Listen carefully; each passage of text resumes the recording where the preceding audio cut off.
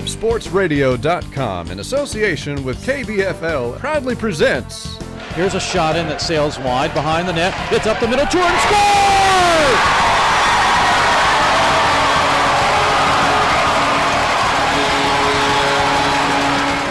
Missouri State University Ice Hockey. Alex Torin gets the goal. It came from behind the net, and he was able to get it up over the blocker of the goaltender, Pikus. And Missouri State has tied this game up. It's 3-3. Tyson working it quickly, gets it over to the corner to Pedersen. He gets it out to center ice. Hoagland taps it across the line to Kovacic, back to Hoagland. Now in front, Bratton drives, scores! He gets the rebound. With the call, here's Steve Casson.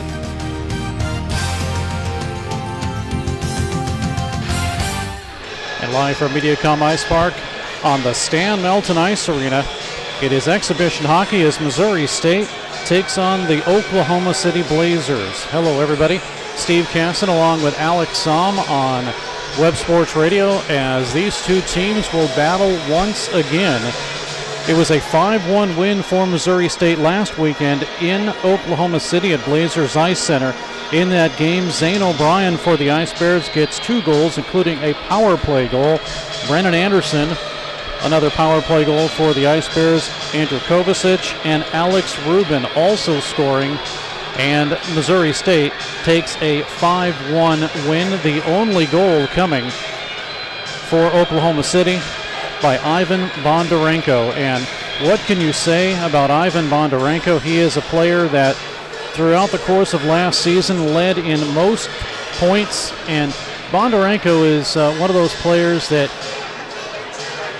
you're happy to have him on the team because he's a guy that can put the puck in the net, whether it's shorthanded or even strength, it doesn't matter. But Bondarenko with 29 goals, 41 assists, 70 points last season, kind of the heart and soul, so to speak, of the Oklahoma City Blazers. But they will have players coming back in Thomas Rubis and Vitaly Mihailov, along with Victor Eck.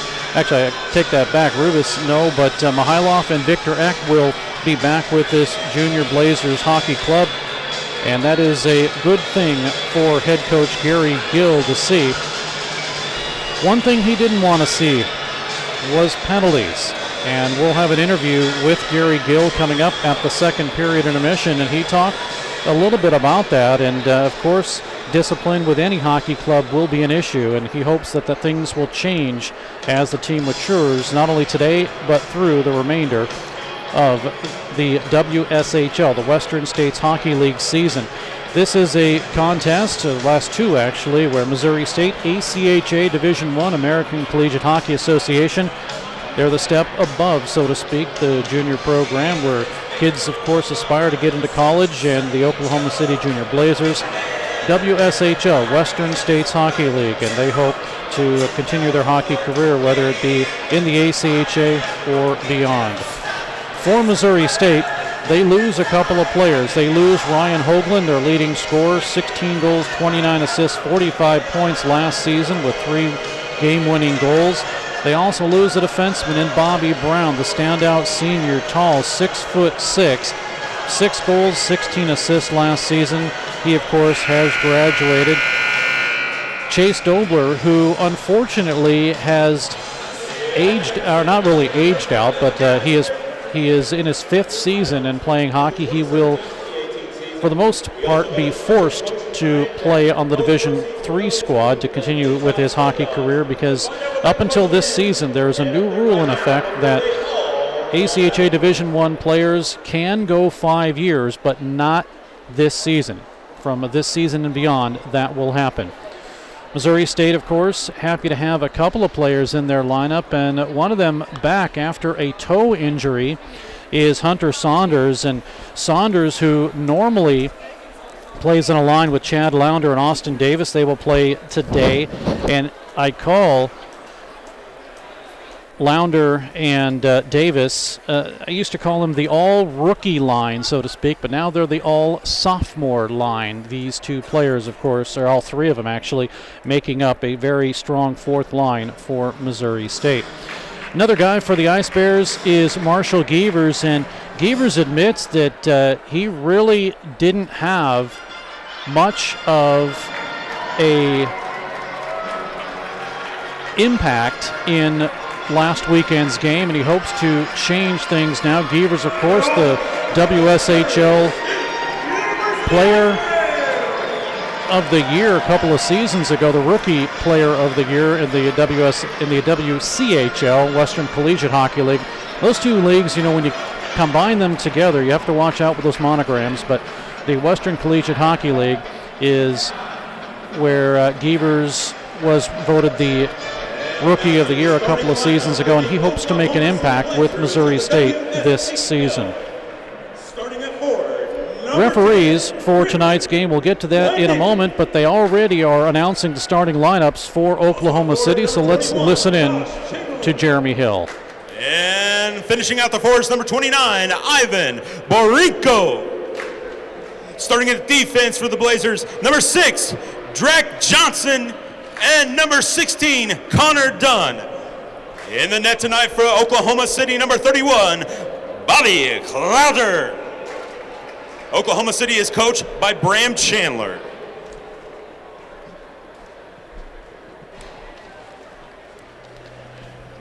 That, of course, Bobby Cloutier will be in nets for Oklahoma City. Coming at you at the heart of these here United States of America in the Queen City of the Midwest. On the eastern edge of beautiful downtown Springfield, Missouri.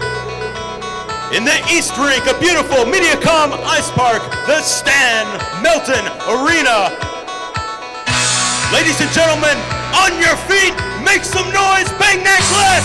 This is your town, your state, your Missouri State University Ice Bears.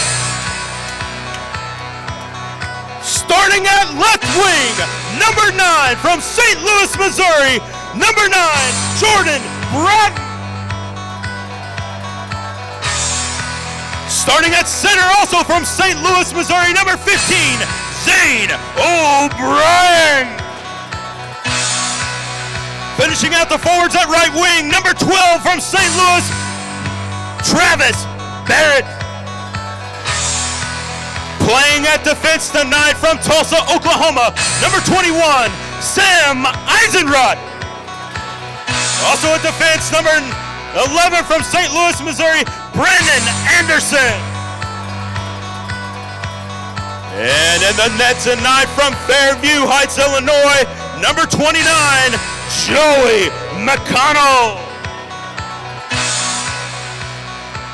Joining the Ice Bears tonight is a special guest, a special player, a special starter, number 7-year-old Langley Higdon from Willard Elementary. Langley is part of the Springfield Youth Hockey Association squirt team, playing right here at your Mediacom Ice Park. The Ice Bears are coached tonight by head coach Jeremy Law in his first season helming the Ice Bears, and assistant coach Ryan Armstrong.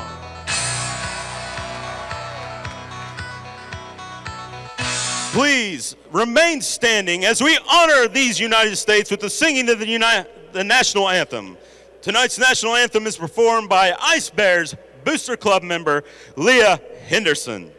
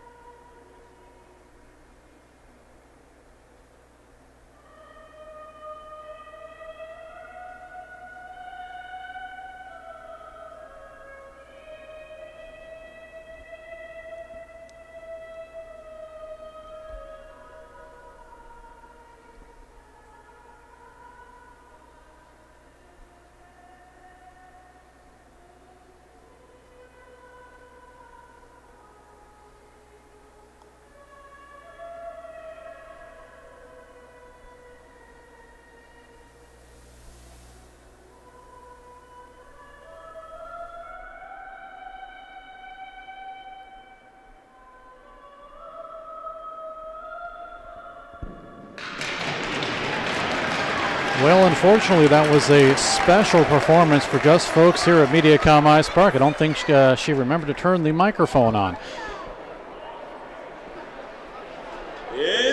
At any rate, it was a nice rendition, I can tell you that. And as you heard, public address announcer Jeremy Hills say Bobby Cloutier will be in nets for Oklahoma City, and for Missouri State it will be Joey McConnell. McConnell, the senior, last season was 12-10 with a 4.22 goals against average and an .889 save percentage. The officials for today's game, Mark Marzola will be the referee, Tepi Sakuma and Hardy Woodward will be the linesmen. We are moments away from Game 2, this home-and-home series exhibition between Missouri State and Oklahoma City, and quickly play is in front of the Missouri State bench. Sam Heiser wrote for the Ice Bears, goes out of his own zone and brings it ahead. Here comes Travis Barrett, 2-on-2, and Barrett gets a shot off its block. Jordan Bratton will come in to take it away, but it goes out to center ice for Missouri State. Ice Bears get back on side. Here is Brennan Anderson to send it in low. Swings it around to Travis Barrett, gets it into the corner. Bratton will help it along, and a shot from the right side sails wide. Coming in to pick it up now is Connor Dunn of Oklahoma City. Dunn gets some help as it's cleared out to center ice and all the way down into the Missouri State zone. 45 seconds gone in this first period. Ice Bears having trouble at neutral ice. They finally get it across the line, and here it goes to Brendan McClue. McClue behind the net. McClue centers it right through as he tried to get it in front to Zane O'Brien. Now a shot sails wide off the blast from the Ice Bears defenseman and Patrick Johansson. Off to the far side, intercepted by OKC, banked off the boards to Josh Chamberlain, and as he went out to center ice, he left the puck away. Now a shot sails wide from the high slot as it goes past Chris Brown, or from Chris Brown, past the goaltender Cloutier. Now to the far side. On the ice now for Missouri State, Andrew Kovacic out of St. Louis, had 21 goals, 43 assists last season. Puck to the point, and it's underneath the stick of Brian Fuller to the defenseman and back down into the Missouri State zone. Line change for both teams with 18:24 to go in the period. And Missouri State will have it in their own net. Behind their own net, that is, and bring it up to center ice. A cross ice pass to Alex Torrent. Chasing it for Missouri State and looking for some help and getting checked out of the play was Blake Zabinski. And Zabinski will send it to the far side. Ice Bears with control. Now it is Cody Wardner to get it out to center ice, and a good lead pass to Justin Arnold. Arnold moves it into the corner to Patrick Tondel. Tondel gets a shot off and a save by McConnell as the puck came over in front to Zach Colgrove, and Colgrove got the opportunity. Meanwhile, Colgrove gives up a penalty as he pushes an Ice Bear. That's Zabinski, and we get a delayed penalty. It's touched up now. The first penalty, a roughing call, will go against Oklahoma City. Here in the first period, this coming just at 2:16, and the assessed penalty to Colgrove. Now I realize the stats I'm going to give you is in the Western States Hockey League, but on the penalty kill last season, Oklahoma City, 88%. They allowed 33 power play goals for 276 opportunities. Missouri State, on the other hand, against ACHA teams last season, on the power play, 43 for 213 for 20.9%, and they did have 13 shorthanded goals. So you don't want to make sure that, well, you don't want to have Missouri State sit in the penalty box because 13 shorthanded goals, not too shabby, but they're on the power play now is Missouri State. Here's a shot that goes high by Travis Barrett on the left side, now to their near side boards. Swinging it around is Bratton. He'll get it to O'Brien. Back to O'Brien from the help from Schumacher. Now as it goes to Schumacher, swinging around as Bratton plays the right point. Ice Bears moving the puck around. 1:38 to go on the power play. High slot to Schumacher. He shoots. It's blocked in front inadvertently by Travis Barrett of Missouri State, and it's cleared out to center ice. Picked up by Schumacher of the Ice Bears. Swings it over to the corner now. Bratton will send it in, and a blocker save. Stuck into the corner by Cloutier. Now behind the net, chasing it once again is Jordan Bratton. taken away by Oklahoma City and cleared all the way down by Michael Jensen. Line change for Oklahoma City with 1:07 to go on the power play. 16:49 remaining in the period. Ice Bears will send it in, an icing call. They wanted to go for a line change, and that's not going to happen right now. Shots are 5-2 in favor of Missouri State. And no score on the board right now. Ice Bears and Blazers. Back-to-back home and home games. Of course, last weekend, Missouri State and Oklahoma City with a 5-1 win. And we'll see what happens here. Jordan Bratton across the OKC line. Trailer now to Kovacic. Andrew Kovacic sails it wide on the right side. Now behind the net. It'll go to Kovacic. Checked hard by Connor Dunn. Big check applied there, and it's OKC with possession. Here comes the leading scorer, Ivan Bondarenko. At least last season, Bondarenko with a shot, he'll sail it into the corner. Normally wears 49, but he's wearing 29 today. He does have 49 on his helmet, so that may be a full sail change number-wise for him. 19 seconds remaining in the power play, 16 minutes to go in the first period, and no score. Play is in the Missouri State zone. Battle along the boards, and the official lets it go. Play is finally dug out by Missouri State. Here comes Alex Turin. Turin 2-on-2 into the zone. Forgot the puck, but he gets some help, and the puck is sent down in low by Blake Zabinski. Ice Bears in the midst of a line change. Now shot comes into Anderson, broken up, but it is held in by Turin. Has some help on the right side, but Turin instead gets a shot up the middle, and it's held on by Cloutier. 15:32 to go in the period, and no score.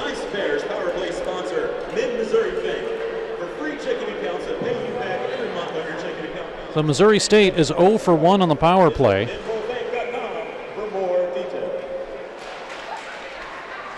As we go back to 5-on-5, and off the draw, it'll be the Blazers with it, cleared out by Caleb Borman, the assistant captain of Oklahoma City, and back into the Missouri State zone.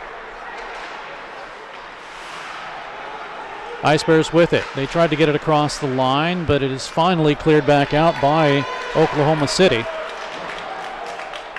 and sent into the far side. Blazers with it.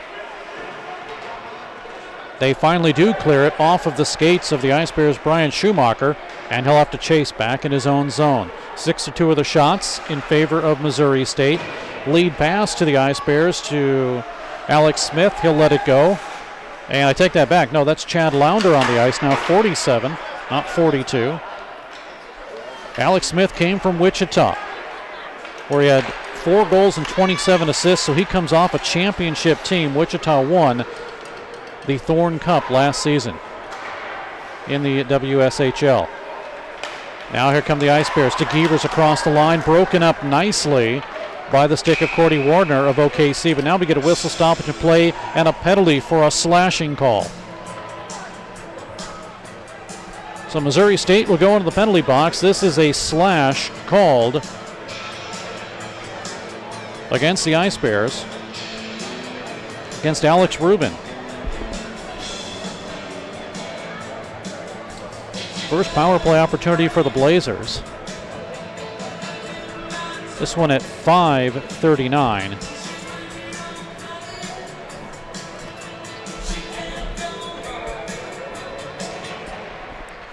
And off the draw in the Missouri State zone, a shot that's partially deflected by, Drake Johnson got the shot. It was partially deflected in front by Alex Turin of Missouri State. Now the puck is cleared out to center and regrouped by Oklahoma City. Poked away from him, and that him is Michael Jensen, and sent back down to the Missouri State zone. Or excuse me, into the Oklahoma City zone. Now here's Ivan Bondarenko, right to left in the Missouri State side of the ice. Puck across the line.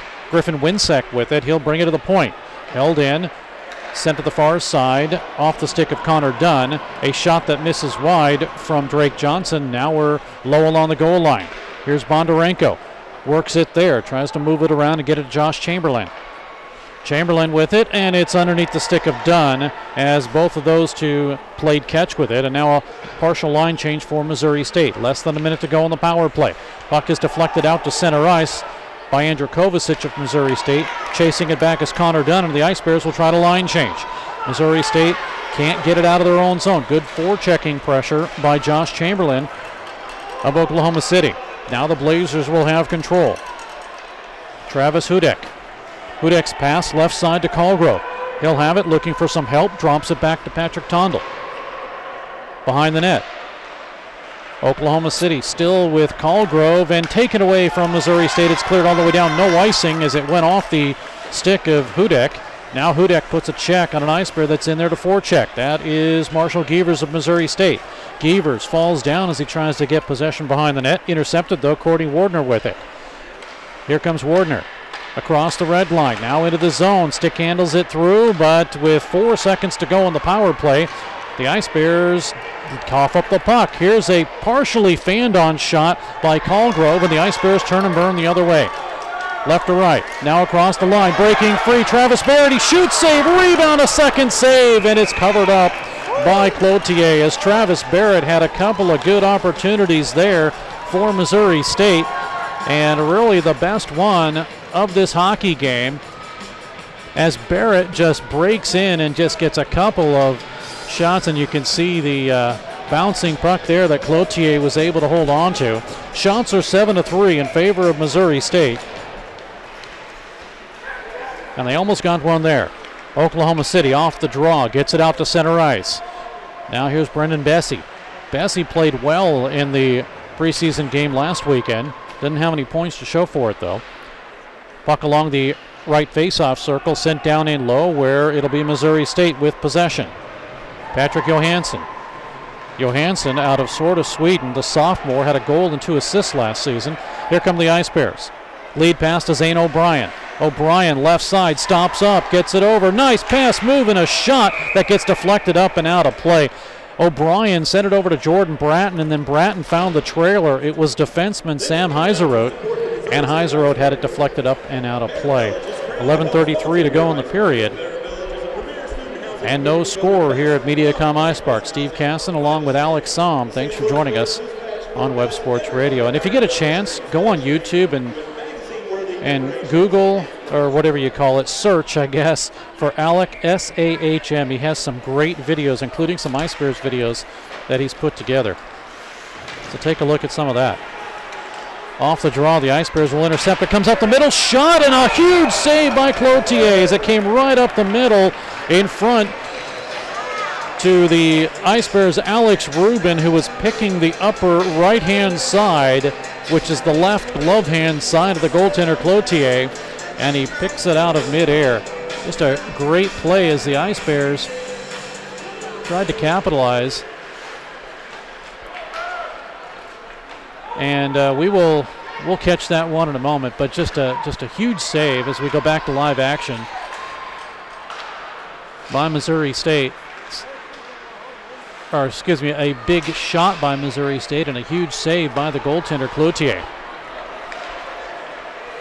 Meanwhile, play is back at the Missouri State line. The Ice Bears with possession. Schumacher sends it over to Zabinski, who gets pushed down. Now it's intercepted by Winsek. Griffin Winsek out of his own zone. Puck hits a skate and back into the Missouri State end of the ice. 10:45 to go. No score here at Mediacom Ice Park. First period intermission, have an interview with Nathan Henderson, who is part of ATOP.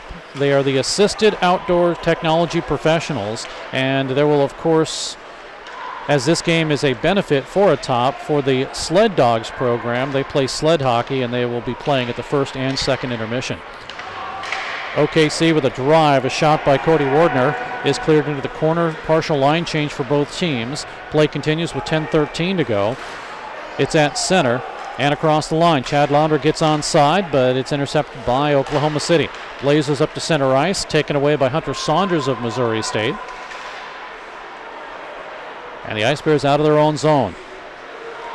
Well, partially, and instead of thinking of going one way, Saunders goes the other way. Now we get a whistle for a stoppage in play for a hand pass. But let's go back to that save. Well, let's go back to a couple of things. A great setup behind the net by Missouri State, and then just a big save by the goaltender Cloutier to keep it a scoreless hockey game. 9:50 remaining in this first period, and no score. 8-3 are the shots in favor of the Ice Bears. Here's Alex Torin for Missouri State. He tried to break Andrew Kovacic, but we come the other way across the Missouri State line. Well, behind the back pass, it was partially dropped, and it's taken away by Missouri State. Alex Torin, a ball win Missouri. Torin's pass goes to Brendan McClue. He'll clear it out to center ice. Brendan McClue, unfortunately, will not play the first 13 games for Missouri State because he was injured last season. And the ways the HEHA is ruled, as we get a puck coming into the Missouri State zone, chasing it is Justin Arnold. He's there behind the net, gets checked off the play, puck is kicked out, and the Ice Bears will have it and clear it out to center ice. The way the ACHA ruled was that even though he didn't play more than 20% of the games, he didn't actually have to sit out a season, but the games that he did play, he will have to sit out for this season, and then he's eligible. So cannot play till about November, but he's out there in the exhibition game tonight. Here comes Oklahoma City. David Cambria gets a shot in, save. The fourth shot that has been saved by the Ice Bears goaltender, Joey McConnell. 8:41 remaining in this period, and no score from Mediacom Ice Park.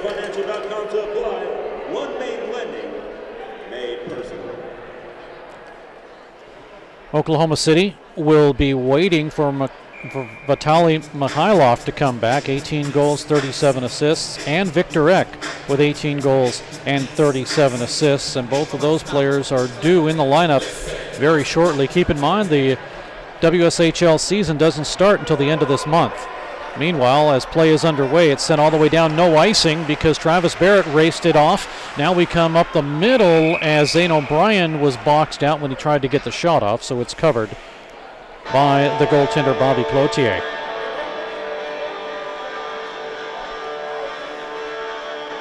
Getting updates from Dan Dowell, and it looks like Illinois State lost another hockey game. They lost yesterday in a shootout to Arkansas 3-2. And they lost again today after having a big 4-1 lead. So Arkansas steals a couple of games against Illinois State. Some teams have already started their ACHA hockey season. Missouri State doesn't start until next weekend, and they will play Illinois State in Bloomington. 8:14 remaining in this period. Puck cleared out to center. Here's Cambria. Cambria 2-on-2, but he oversteps the puck and loses it just enough to be sent back into the Missouri State zone. Ice Bears with a line change, so does Oklahoma City. Missouri State slow to get out of their zone as they're not up to full speed. Actually, both of these teams are not up to full speed just yet. Play comes in the OKC zone. Chasing it is O'Brien. He's boxed off the play. Goes over to Drake Johnson. He clears it to the corner, and it's held in by Missouri State, by Patrick Johansson. Pass is cleared out to center ice, and it's regrouped by the Ice Bears. Cleared by Chris Brown of Missouri State as far as the OKC line, but it hits a skate, stays in. The skate of Zabinski. Zabinski will send it into the corner. He checks a header. Meanwhile, the shot from the right point is stopped partially by the defenseman, and it's cleared out to center ice. Missouri State with it. Alex Rubin back behind his own net. 7:14 to go in the period, and no score from Mediacom Ice Park in this exhibition hockey game. Marshall Geaver sends it down in low. Cloutier to send it in the corner. Now a shot in as Cloutier was out of position. Alex Rubin got the shot from the right face-off side, and Cloutier gets back into position to make the save. 7 minutes remaining in this hockey game, or excuse me, in this period. No, I don't want to end this hockey game just yet, but 7 minutes to go in this period. And no score. Off the draw, the Ice Bears' Austin Davis wins it. A shot sails wide from the stick of Brian Fuller. Dan Fuller from England, and it's spelled F-U-L-L-E-R, not playing in today's game. In fact, the scratches for Missouri State our two goaltenders in Brady Griffin and Bailey Stevens, along with Fuller, also Thornton and Bell, Josh Bell. And meanwhile, we're going to get a whistle for a penalty. And this will be assessed to Missouri State. It's Austin Davis. It's an elbow.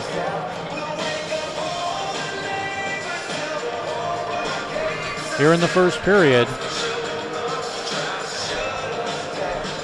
Coming at 12:23. Second power play for the Blazers. They did nothing on the first one, as did Missouri State when they had their opportunity. Behind the Missouri State net. Puck comes up to the corner after hitting a skate and sent to the far side boards. Chasing it is Justin Arnold. Here's a drive, and it's blocked partially in front. Backhander just missed wide as Winsek had an open net on the left side, but when he got the backhander off, the puck just sailed away from his stick, and he missed it wide to the left. Now right side, a drive in that just sails wide once again. 1:25 to go on the power play. Another shot, this one by Drake Johnson, sails wide. It'll go to the far side boards. Dunn keeps it in. Nope, it's out to center ice. Oklahoma City with a good opportunity. Here comes Bondarenko. Left side, Bondarenko, he shoots, and a save by the goaltender. And no, we get a goal. We get a goal, and the Ice Bears are saying it was knocked in with a high stick. We're going to have to take a look at this one. But that's what Missouri State is saying, that it was knocked in with a high stick. The puck did go up. But let's see if we can get an idea of just what happened here. And we are going to get this goal disallowed as the puck comes up, and it was definitely knocked in with a high stick. So successfully, Missouri State is able to get this one waved off by talking to the official. Now, Mark Marzola's job is to call a goal. That's his job, and it was a goal as far as it was in the net. But then the officials concur that it was knocked in with a high stick. And that's exactly what happened, so it's been waved off. We're still scoreless here at Mediacom Ice Park. Oklahoma City with Bondarenko, a lead pass to him on the left side. Across the line, crisscross. Nice move, Bondarenko, backhander, and he missed wide. 50 seconds left in the power play. Shots are 10-7 in favor of Missouri State. Puck out of play, so we'll have a whistle in the face-off. Should, unless it was tipped, stay in the zone, and they're going to say yes, it'll stay in the zone.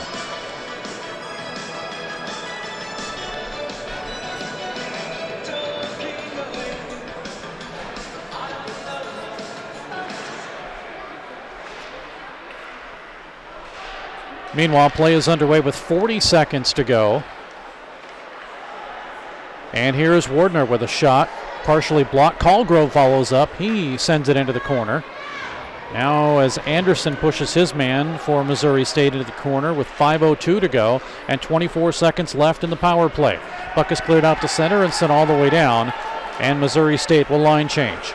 Oklahoma City, they've changed one. They're going to do another once they get full opportunity. Good forechecking pressure by Andrew Kovacic of Missouri State on Cody Wardner.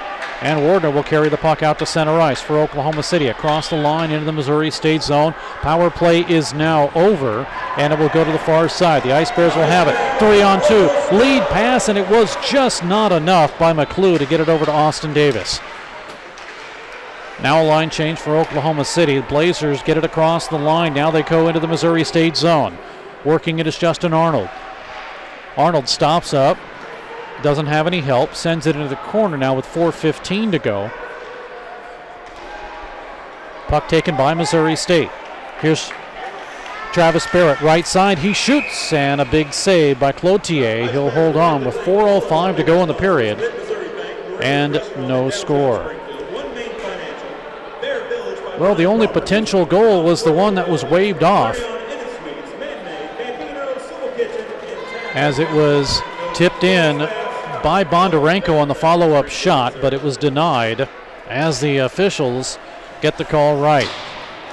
Now shot sent into the far side. It's in the OKC zone, held in though, taken by Barrett. and he'll send it in low. Oklahoma City with possession. Now Michael Jensen gets it to the near side boards, backhanded by Cambria and out to center ice, back into the Missouri State end. 3:43 to go in this period. Puck stolen, taken away by the Ice Bears, and cleared out to center. It's gloved down by Bratton of Missouri State. Jordan Bratton out of St. Louis gives up the puck. We come the other way, a 2-on-2. Oklahoma City changing. They might have a 3-on-2. Now across the line, working it and trying to get the puck through everybody was Bessie, and we come the other way. Back out to center ice across the OKC line for Missouri State as Schumacher had to go off of his skate. Ice Bears with a line change. Now taken by Drake Johnson of the Blazers. Johnson down the middle, all sorts of room. He shoots and a pad save by McConnell. So Johnson gets through the defense of Missouri State, and McConnell comes up big with the right pad save. 2:50 to go in this period. Coming up the first period intermission, a talk with Nathan Henderson, who is one of the founding members of Atop, and will also have a exhibition between the Atop sled dogs.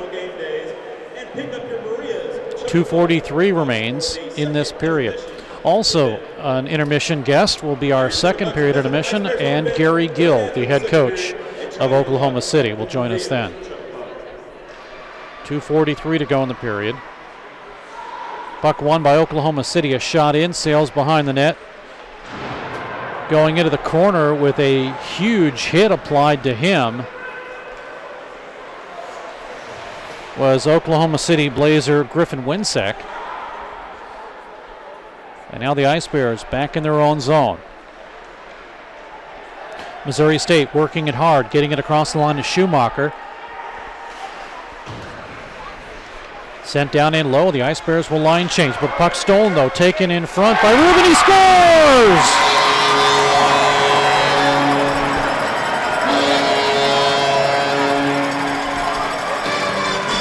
Alex Rubin makes it a 1-0 hockey game for the Ice Bears here in the first period at 17:53. It is a 1-0 lead for Missouri State.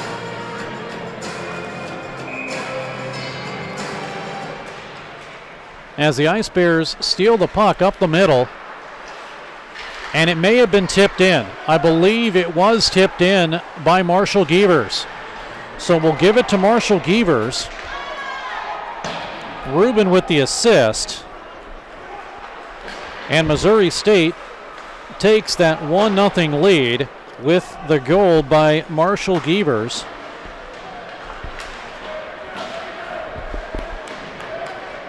And it took a little bit longer, but Missouri State takes the lead in this exhibition hockey game. Play back in the Oklahoma City zone where Cody Wardner is there. Sends it over to Tondel, and Tondel will get out of harm's way on the pressure from Alex Turin and gets it up to center ice.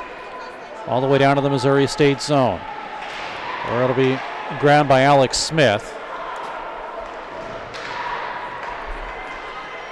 Here come the Ice Bears across the line. Alex Turin with less than a minute to go in the period. Ice Bears have it. A shot in, a blocker save as it was followed up by Alex Smith. Rebound, we come the other way. 49 seconds to go in the period. 2-on-2 for Oklahoma City. Here's Bessie. He shoots and a save by McConnell as he got a lot of room on the left side. Bessie makes the save. And Missouri State still with that 1-0 lead. Well, earlier it was the waved off goal on Bondarenko. And then Missouri State now comes up with the steal in front and just tipped in by Gievers. And it's a 1-0 lead for Missouri State.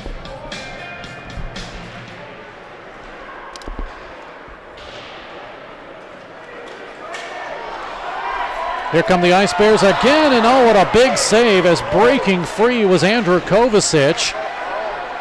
And a big save off the glove of Cloutier. Ice Bears work it with Turin. Now up the middle, and trying to get it was McClue, but it was poked away at the last moment on a good defense by Josh Shore. Oklahoma City in front of their own bench. Not able to find it as Winsek, and it's sent down in with 7 seconds to go. So they're going to give Rubin and Zabinski an assist.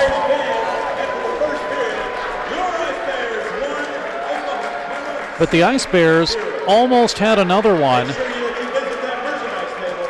as breaking free was Kovacic, and just coming up huge one more time was Bobby Cloutier. What can you expect from this goaltender who has just been playing outstanding for Oklahoma City? And you have to go back to earlier in the game when the Ice Bears had a great opportunity right up the middle and a huge glove save. That one, of course, on Missouri State's Alex Rubin. Otherwise, this would be a different hockey game, but it's 1-0 in favor of Missouri State after one period of play. We'll take a break, and when we come back, we'll recap some of the action in this period, and of course, the Sled Dogs will be out, and you'll be able to see a little bit of what's going on with the ATOP Sled Dogs, the Assisted Technology Outdoor Professionals. But we'll be back in a moment. It's 1-0 after one period of play. Missouri State over Oklahoma City. We all love the fajitas. Their margaritas get the crown. Don't forget the quesadillas. It's the best Mexican food in town. Now your favorite Mexican restaurant is open on Sunday. Yes, Maria's Downtown is open on Sunday. So bring your family and friends and enjoy Mexico with us 7 days a week. Hold on to your salsa and your chips.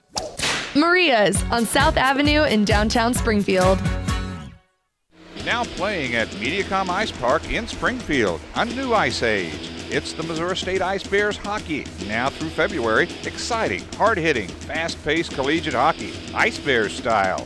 Get your advance tickets at Missouri State Tix box offices or call 417-836-7678. Tickets also available at the games. There are no speed limits at Mediacom Ice Park when you see Ice Bears hockey. Your best source for awards of any kind is always Bowles Trophy House in Springfield. Trophies, plaques, medals, gifts, ribbons, and more. You get top quality and great service at Bowles Trophy House, serving Springfield and Southwest Missouri for over 40 years. Call them at 417-869-8720. And if you need embroidery work done, logos, digitizing, and more, come to Banners and Brainstorms in Bowles Trophy House at 601 South Kimbrough. Back at Mediacom Ice Park, Steve Casson along with Alex Somm as the Sled Dogs game is going on right here. And of course, ATOP, Assisted Technology Outdoor Professionals, they are an organization that assists partially or folks that are in wheelchairs or handicapped and not able to get out and play sports. They assist with that, and of course one of them is the Sled Dogs, and that's what you see right now here at Mediacom Ice Park. But let's also go back to a couple of things that happened in this hockey game here real quickly. And of course, one of the first things that happened was the Ice Bears almost had a goal. The first one was a big save by Cloutier on Travis Barrett of Missouri State.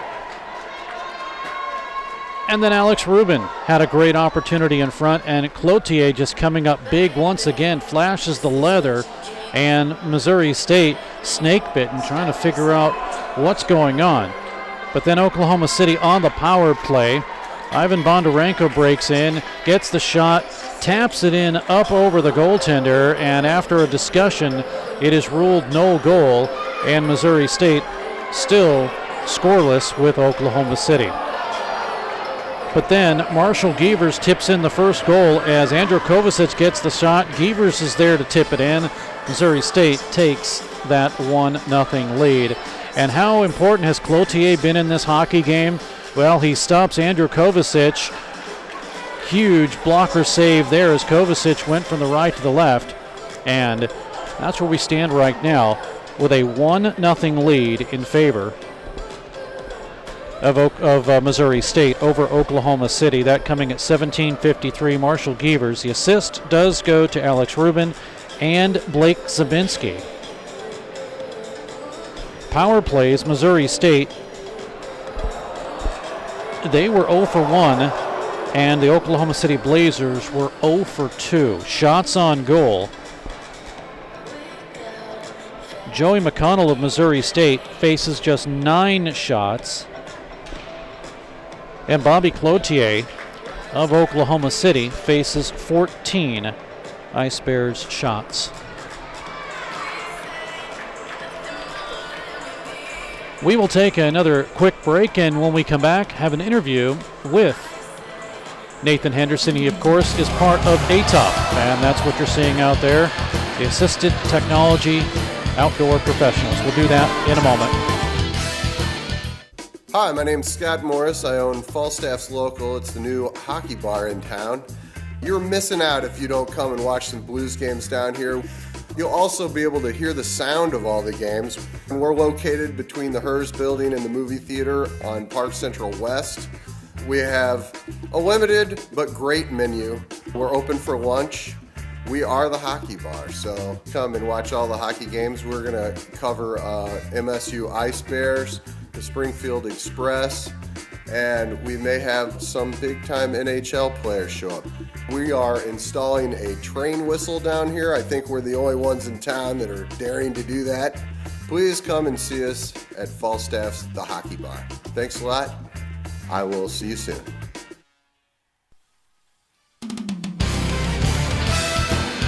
We are back at MediaCom Ice Park. Steve Caston now talking with a founding board member of ATOP, and that is Assisted Technology Outdoor Professionals, Nathan Henderson here. And yes, sir.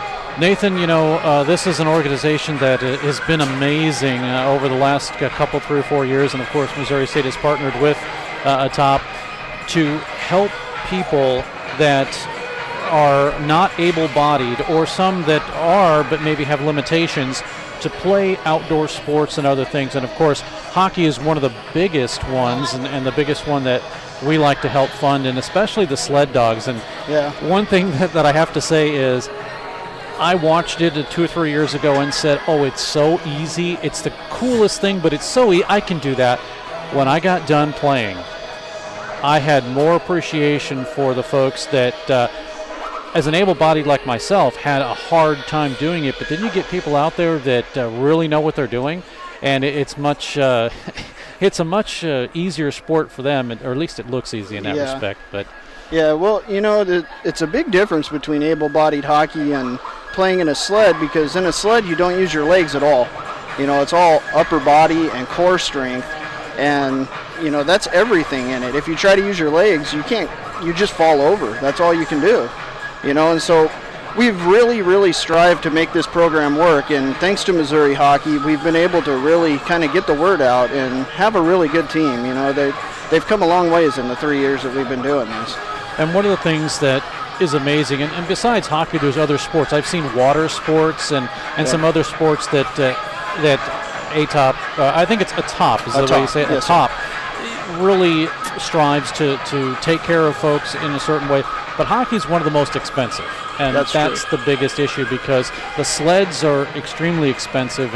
And actually, I have a story about the sled when I first got on here and started to play, and I practiced with you guys a lot and then in a couple of charity games. But I got out there and I thought, I'm not falling over. I'm doing well. And then finally someone said, yeah, but you have the 4-inch wide blades, not the 1/2 inch or so that some of these guys have, which, you know, shows how how much of an athlete they really are. Yeah, we've got 3 guys who actually skate on half-inch blades, and one of them is a double amputee, and he's probably the fastest player on our team. I mean, he boogies, and it's amazing to watch. You know, even with 4-inch, whenever I've done it, even with the 4-inch blades, it can be really difficult to stay up. You know, easy to fall over. These guys are they're amazing athletes just to watch them. Well, that's the one thing is when I fell over, I thought, oh, it's easy to get up. It's even with 4-inch blade, it is not that easy to get up. And again, just the athleticism that a lot of these players have is amazing. But you know, let's talk about Atop. Of course, you were approached by the founders, Ken White and Shane Campbell. What went through everybody's mind, and what started Atop? Well, originally Shane and Ken, they worked in the industry helping fit people with disabilities to wheelchairs and different things like that, and they really just had a passion to help get them active. They noticed that there wasn't a whole lot available for people to actually be out and active in the outdoors, and they decided that they really wanted to approach that, and so they decided to found Atop.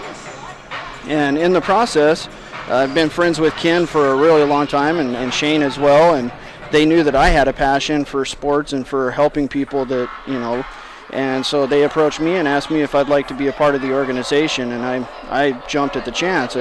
You know, it's been nothing but good. We've seen people's lives turn around, people who were depressed and didn't know day to day how they were going to make it through being able to be active again, seeing their whole mentality and attitudes just completely transformed. It's been a blessing. Talking with Nathan Henderson, one of the founding members of Atop, Assisted Technology Outdoor Professionals. And of course, as you watch them on the ice right now, having a great time out there. And obviously, you guys have practices, and I know that you're part of that. Ken White is kind of the guy that leads everything. But you guys treat it like it's a regular hockey season and a hockey game. You get out there, you have practices. Now, obviously, if there were closer folks that you could have a game against, you would. Now, of course, you've done that against the able-bodied Missouri State players, but right. I think if I'm right, that series is 2-1 right now, and I know that Atop won last time. So. Yep, the series is 2-1. Atop leading it. And, you know, talking with the Missouri State guys after this last year, after we played them, I had multiple ones of them come up to me and say, you know, I always loved hockey, but I've never respected the sport as much as I did after I tried this. And, you know. And that's basically what I said as we started this interview, is the same thing. I thought it was easy, but there's much more respect that I have now being out there. And, you know, the biggest thing, too, is how much your upper body strength that you need. And after a while, I'm okay, you know, as a goaltender, when I normally play, I love the fact that I'm always on the ice and I play, you know, 60 minutes and everything's great. But I had no problems sitting on the sidelines and trading off with somebody else, because after up and back 1 or 2 times, that's it. You need to get off the ice. And I see some of these guys, they're out there for the full duration of this, and gals too, because you have females that also play. Yep. And it's just amazing how fit these folks are. Yeah, they are, and they have great attitudes. At the last game, one of our guys skated up to one of the Bears and asked him if he could feel his legs, because, you know, as an able-bodied person sitting with your legs straight for an extended period of time, they go to sleep and you lose feeling in your feet and legs. He skated up to one of the Bears and he asked him if he could feel his legs, and the Bear said no, and he just laughed and said, neither can I, and skated off. Yeah, that definitely happens. Well, let's talk about Atop, and if folks are listening right now and they say, gosh, I really wish that there was this organization close to me, whether they're far away or even close, how do they get a hold of Atop? So the best way to get a hold of us, we're on Facebook, Atop Outdoors on Facebook, and we also have a website, atopoutdoors.org. Those would be the 2 best ways to get a hold of us. And of course, when they look at that, I know that since the last time I was on there, it talks about some of the other things that Atop also takes care of. besides Missouri State, and of course we are one of the bigger fundraisers, I assume one of the bigger fundraisers for ATOP, what do you guys, or do you do anything during the season to help fund ATOP? With fundraising, we have a couple corporate sponsors that have stepped up this last season and given us some money to help out with us. We also do what is probably one of the largest events besides our hockey program, is a water ski program that we do every year. And Missouri State water ski team actually is a big part of helping us out with that. And it's held in Hartville at Freddie Lake with the Ozark Mountain Ski Club. And it's always a big event, good time for us to raise funds and awareness both. We're also getting ready to start up a basketball program in the next year. We got a relatively large donation specifically for basketball chairs, and so we're planning on getting that started up in the next year and really starting to move forward on it.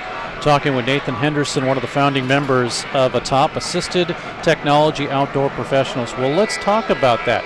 Is there a difference between a basketball wheelchair and a regular wheelchair? Yes, there is. A regular wheelchair has the 4 wheels, the 2 in the front that turn. A basketball wheelchair has those, but they also have extra wheels underneath them, little wheels that keep you from turning over and allow you to cut corners real sharp and spin on a dime and stuff like that.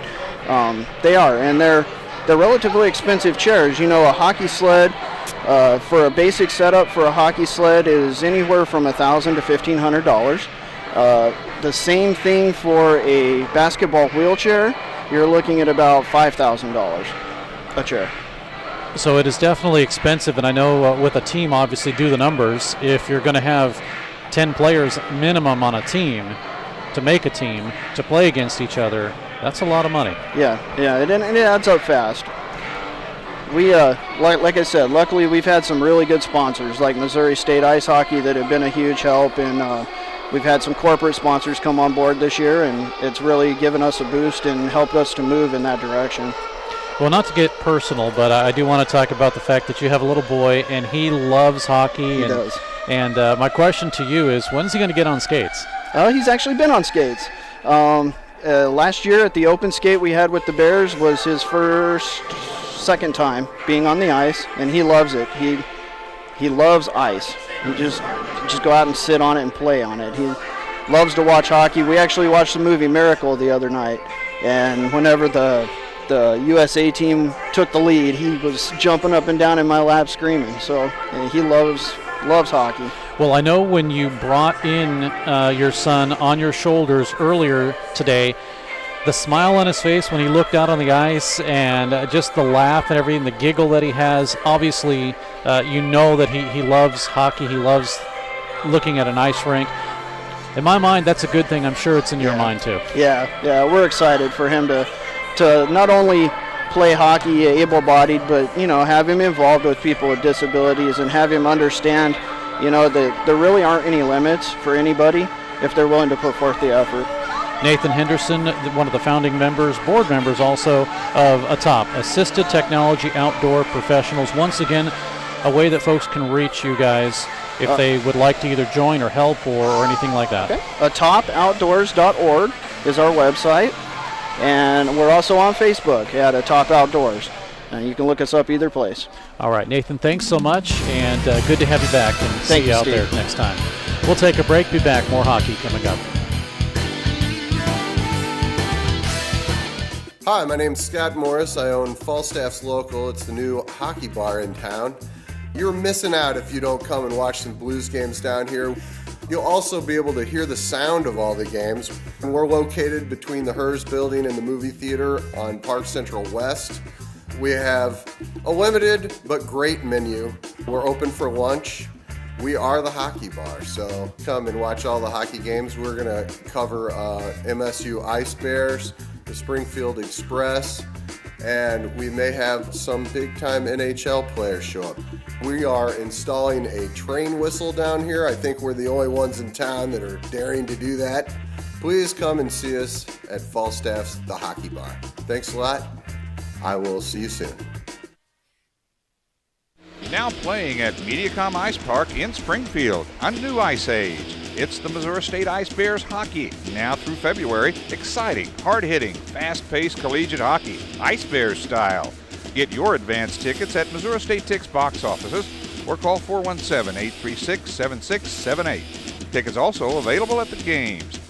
There are no speed limits at Mediacom Ice Park when you see Ice Bears hockey.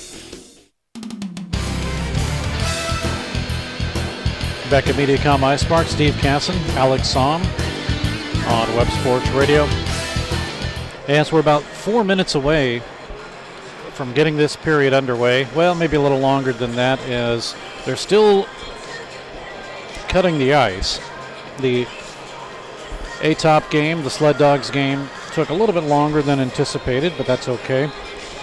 Give me a time to run down schedules for various teams. Of course, Missouri State, after the exhibition game today, they will be in Illinois State, that is. They will be in at Pepsi Ice Midwest and at Grossinger Motors Arena.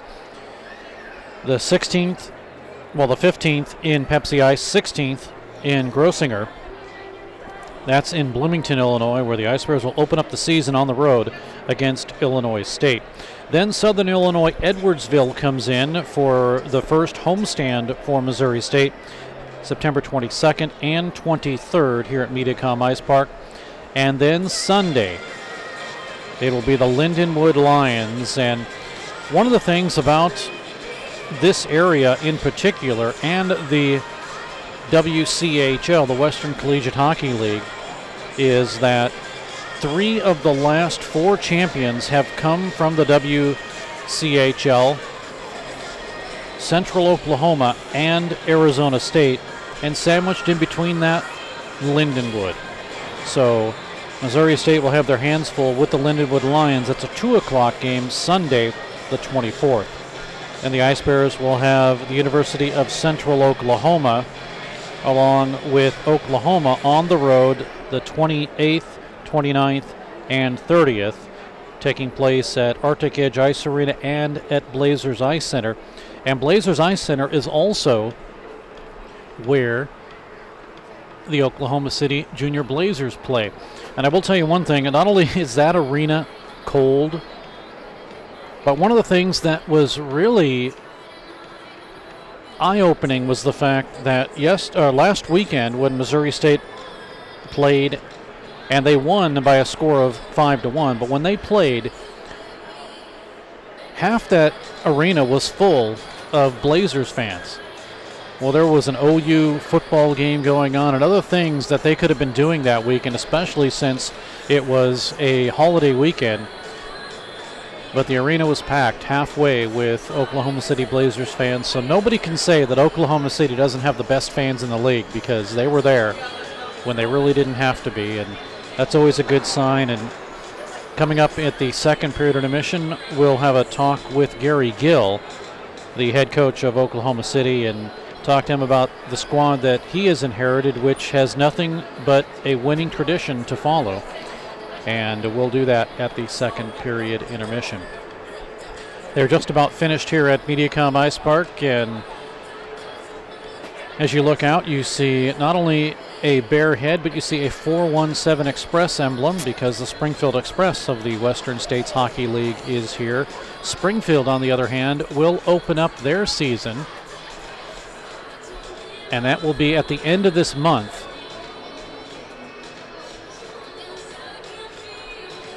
And the Express, who share this building with Missouri State, basically every other weekend, each team is home.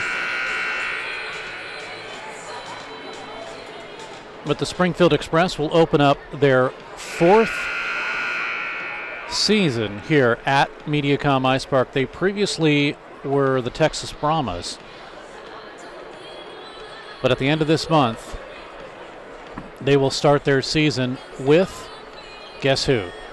The winners of the Thorn Cup and Wichita. That'll be on the 29th, 30th, and the 1st of October. They stay home the following, actually after a week break, they stay home, and they will play the Colorado Junior Eagles for a 13th, 14th, and 15th contest before the Express move on the road, and they will be in Superior, Colorado to take on the Rough Riders for a 3-game set. It's the second year that Springfield has played Superior in a weekend series.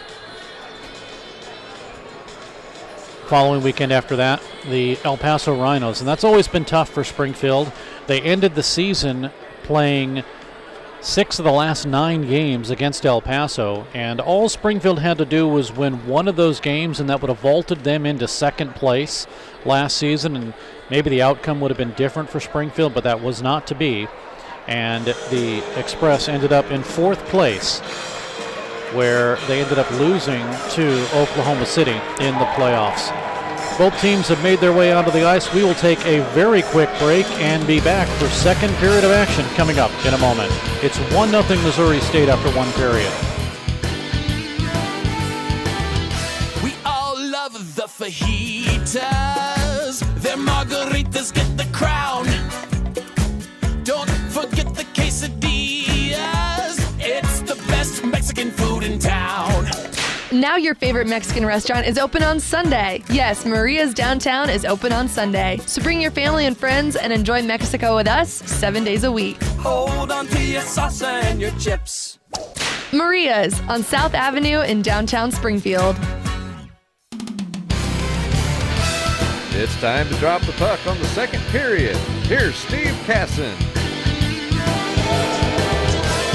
And Missouri State will change sides. The Ice Bears will now skate from the right to the left, and the Oklahoma City Blazers from the left to the right. And linesman Tepe Sakuma said, let's get things set up right now. So the teams will get things set up, and we'll be ready to drop the face-off on the second period. We are underway, and quickly the Ice Bears have to retreat in their own zone. Sam Heiseroth will send it to the far side. Now here is Brennan Anderson. He gets hit hard with a good elbow by Winsek. It'll go to the near side boards. Now some pushing and shoving by Winsek as he makes his presence known in the Missouri State end of the ice. Anderson's pass intercepted, broken up, and a couple of sticks go flying, but it's Oklahoma City with possession, but Anderson breaks it up. Quickly taken away and sent back into the corner now as it is Josh Chamberlain with the puck. Sticked away from him to the near side now, where it'll go to the right point. A drive in that's partially blocked. It came off of Dunn and cleared out to center by Missouri State and Zane O'Brien. Back into the Oklahoma City zone, where the Ice Bears' Travis Barrett fell down. Line change for Missouri State.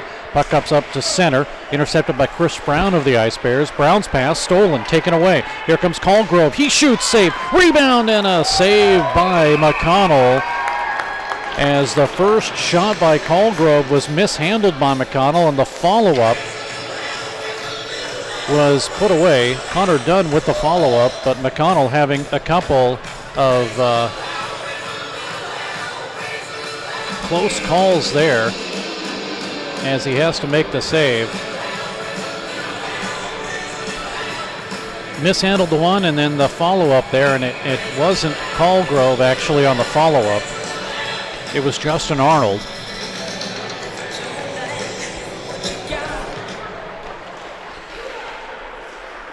In the Missouri State zone. Quick pass, nice pass to Alex Turin from Kovacic. Here comes Turin across the line, offside.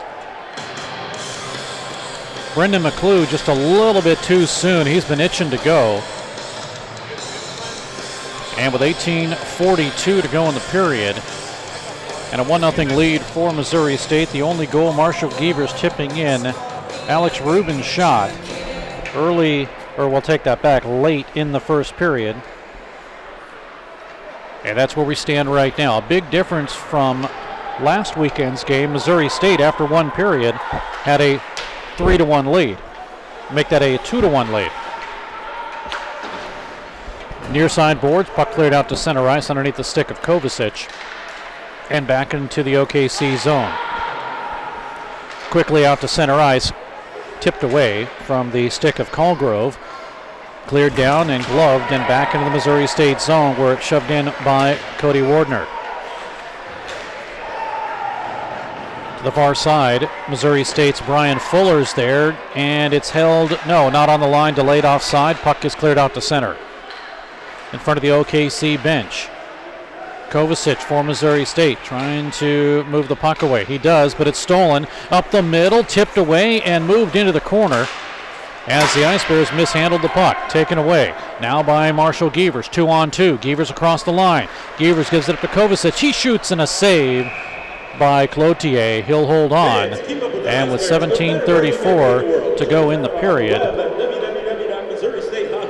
we'll have a stoppage of play.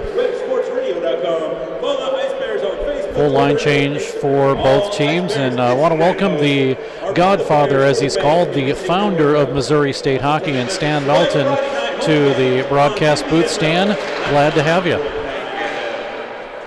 Thank you, Steve. I appreciate it. It's wonderful to be here, and boy, oh boy, does this feel good, seeing hockey start in Springfield again this season.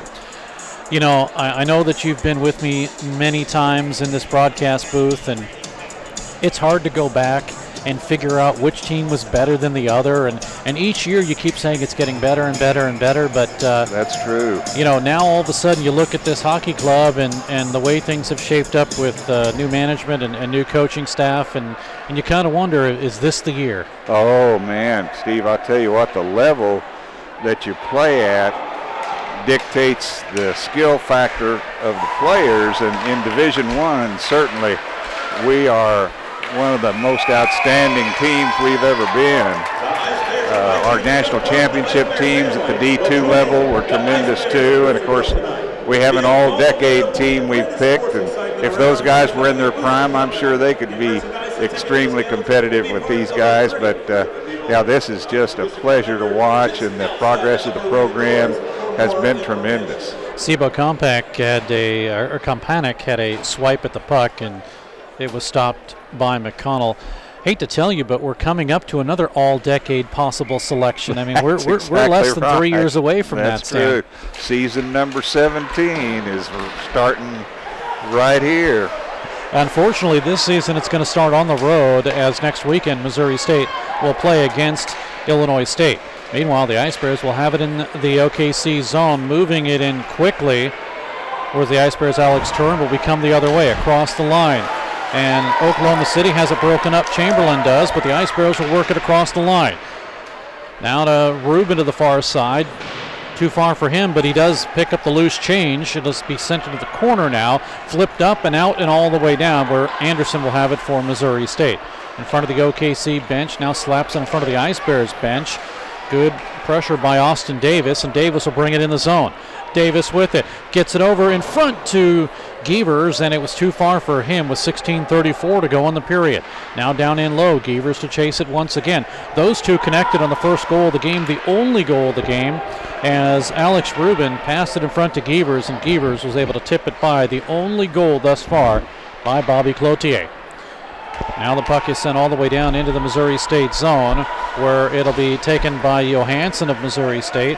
The Swedish product gets it, and it's right out in front as it inadvertently hit the skate of Chris Brown, and waiting for it in front was Josh Chamberlain.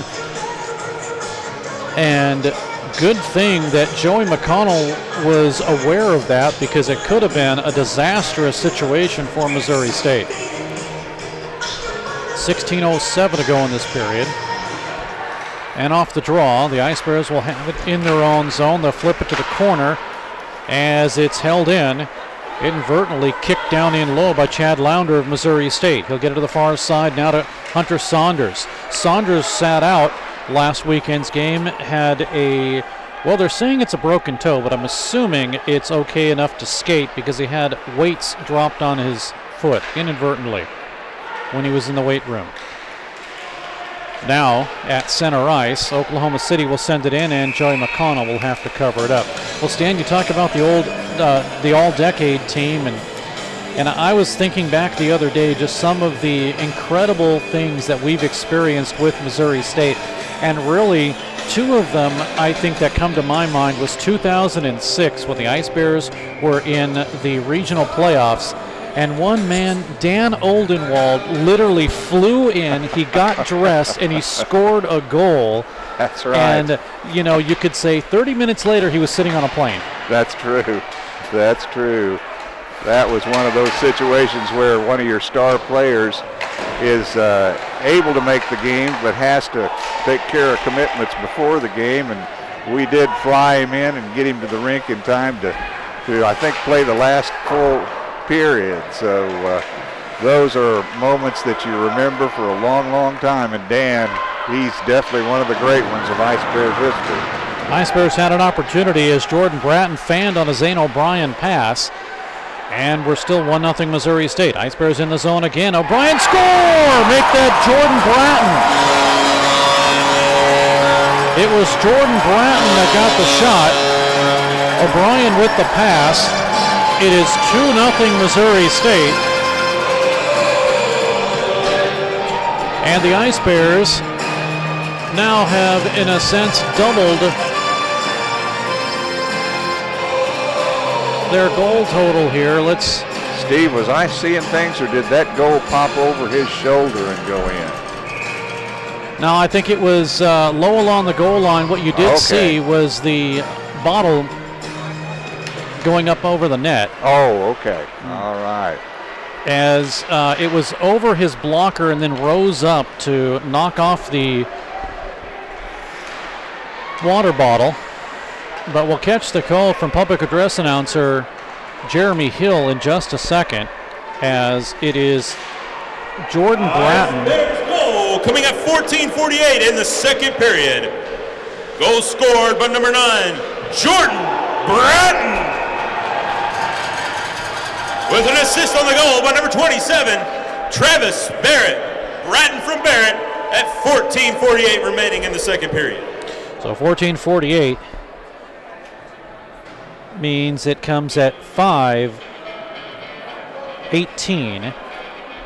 That's the time of the goal.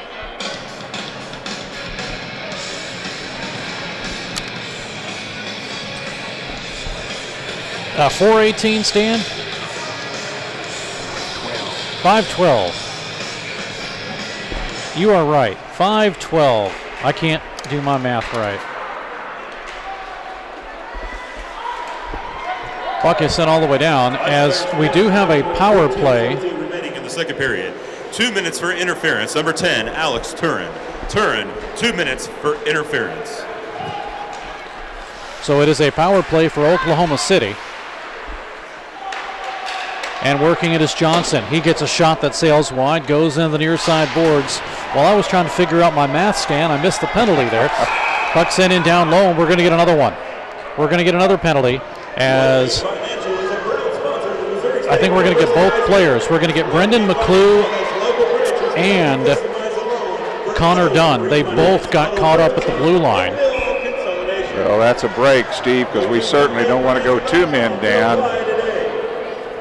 Being on the penalty kill is a tough enough assignment without having a 2-man advantage against us. This penalty coming at 6:17. I think I got that one right, Stan. Yes, 6:17. Now what this is going to do, because they come up on the board, so we are going to have a lot of ice out here. It's going to be a 4-on-3.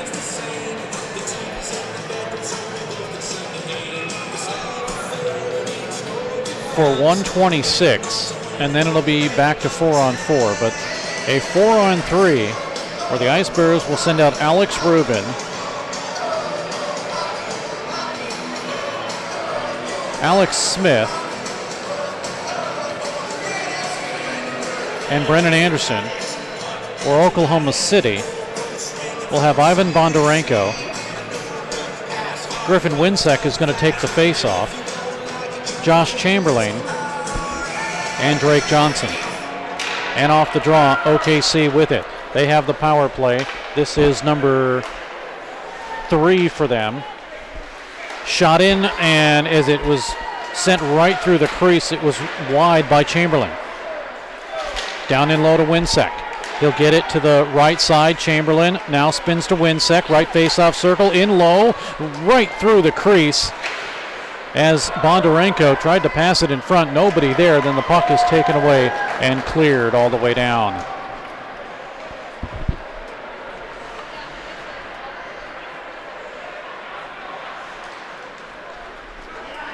Play comes in to the Missouri State zone. Here's Bondarenko. He'll drive it in low. Up the middle again to Bondarenko. Left side shot. It is a goal. Drake Johnson gets the power play goal. And it's now 2-1. Now that's one of those situations, Steve, you just can't give a good team an extra advantage. And you mentioned Oklahoma City was working on their third power play effort, and they finally nailed it. They're a strong team, and the Ice Bears are certainly looking great this season in their second exhibition game, 2 games against the Oklahoma City team. This one coming at 7:10 of the second period. So Drake Johnson gets it. And it is now a 2-1 hockey game. It's in the Missouri State zone. Puck cleared out to center, and Jeremy Hill will tell us the assists coming up in a moment. So 1 for 3 on the power play are the Oklahoma City Blazers. Here's Travis Hudick trying to get around Patrick Johansson of Missouri State, and the Ice Bears will have possession. Now the Ice Bears are switching goaltenders here, so at halfway through this game, it will be Brendan Shuck in goal, but right now it is the Ice Bears' Joey McConnell. Now we're going to get a whistle for a penalty, and it's going to go against Oklahoma City. A penalty against Oklahoma City will in 6 seconds give Missouri State a power play. As will be 4-on-4 for 6 seconds. Cody Wardner is going in. It's a tripping call. Nice to see the junior Blazers return the favor, Steve, and we'll see if the Ice Bears can cash in on their opportunity on the power play, as the Oklahoma City Blazers did a few minutes ago. 9-11 the penalty time. 3 penalties, 6 minutes for Oklahoma City. 4 penalties, 8 minutes for Missouri State. And now in 2 seconds, the Ice Bears now work on power play number 2. They have 1:53 remaining. Both players come out. It's a 5-on-4. The Ice Bears will change up on the power play now. We'll catch the call here. Johnson assisting on the goal, number 29, Ivan Berninko, and number 10, Griffin Wynick. So Bondarenko and Winsek gets the assists, and the Ice Bears continue to work the power play. 2-1 hockey game here in the second period. Want to thank Joe McConnell for mentioning that. Here comes Bondarenko, shorthanded, and he gets pushed off the play. Good play by Patrick Johansson of Missouri State. We come the other way. Ice Bears Bratton, shorthanded, power play for the Ice Bears. Now here is Bratton, shoots, and a save. Actually, that was Travis Barrett that got the shot, and it's held on to by Cloutier. 1:06 to go in the power play. And Stan, I know that, of course, as the founder of this hockey club, and you were the guy that I would get emails from you at 2, 3, 4, 5, 6 in the morning, and always constantly working. And I can tell you now that, of course, it takes 2 of us to do your job. Of course, Rhonda Ashlock, the general manager, and I as the assistant manager, but I don't know how you do it. I don't know how you did it, because it was a lot of work. Oh, Steve, it was a lot of fun in my case, and it definitely was work, but when you combine fun while you're working, you just can't beat that, and you know you're accomplishing something. And Kurt Bussin and I, who started the club with me, we just loved what we did, and now that we're kind of semi-retired, but we definitely want to keep our hands in the mix, so to speak, and keep helping this organization, because it has really turned out to be a super organization, we feel, one of the best in the ACHA. 10 minutes remaining in the second period. 8 seconds to go on the power play. Cloutier will stop it off behind his own net. He gives it up, though, as the Ice Bears see the power play end, and coming out of the box is Wardner. The only man back for Missouri State gets hit hard. That's Brian Fuller, and Wardner will pick it up. Wardner for OKC, but we're going to get a penalty. It goes against Oklahoma City, and drawing the penalty was the Ice Bears' Fuller. It's going to be an interference call. Oklahoma City will go into the penalty box one more time here, or once again, or no, they're going to get it against Missouri State as interference. I take that back. It will go against Zabinski.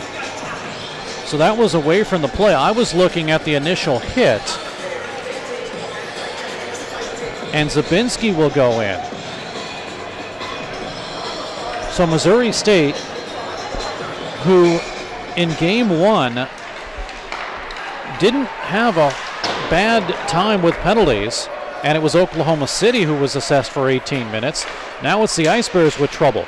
Meanwhile, the puck comes up the middle on a shot that Chamberlain just was boxed out from, and it comes all the way down into the Oklahoma City zone. So Missouri State will have to kill off another penalty here, and it's the Ice Bears that have been having trouble. Far side board swept away and tried to be chopped out by Smith. It goes behind the net to Bondarenko. Goes to the left side and apparently held in on the line by Wardner. He'll send it in low, gets it over to Chamberlain. Now to Bondarenko, working it right face-off circle. Chamberlain, he shoots, it's blocked in front.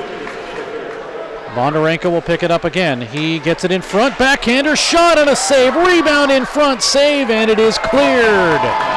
Oh, a couple of great opportunities for Oklahoma City, an even better situation as Anderson gets hit at the line. We're going to get a penalty.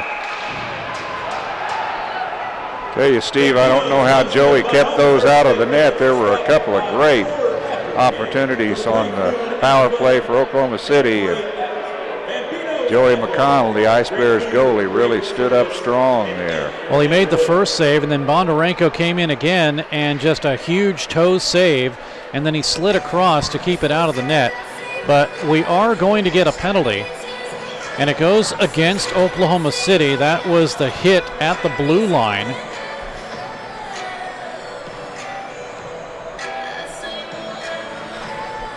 And this will be assessed to Drake Johnson.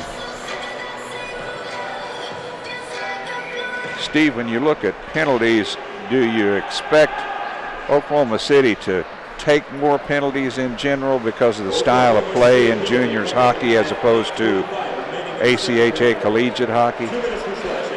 Well, one of the things that was discussed with Gary Gill, and we'll talk to him coming up at the second period intermission, is being disciplined and in general buying into a specific system. So he doesn't believe that because of the type of league it is that penalties are more prevalent. I think what he wants is to have the players stay disciplined and to not take penalties. As a shot in gets deflected away, Johansson with that, and Cloutier gets his pad on it as the Ice Bears had another good opportunity. So Gill really wants his players to play as disciplined as can be, but still play as rough and as much of a stronghold as you can, because you don't want to have teams run you over, but at the same time, you want to show some authority. Nice move by Kovacic, gets it over in front, and a shot that is blockered into the corner by Cloutier as Kovacic sent it over to his wing and Turin, and it gets deflected out, so we'll have a face-off. It should come outside, no, it should stay inside the zone as it came off the shoulder of Cloutier. Andrew had a smooth pass over to Alex Turin, but just couldn't quite put it in the net.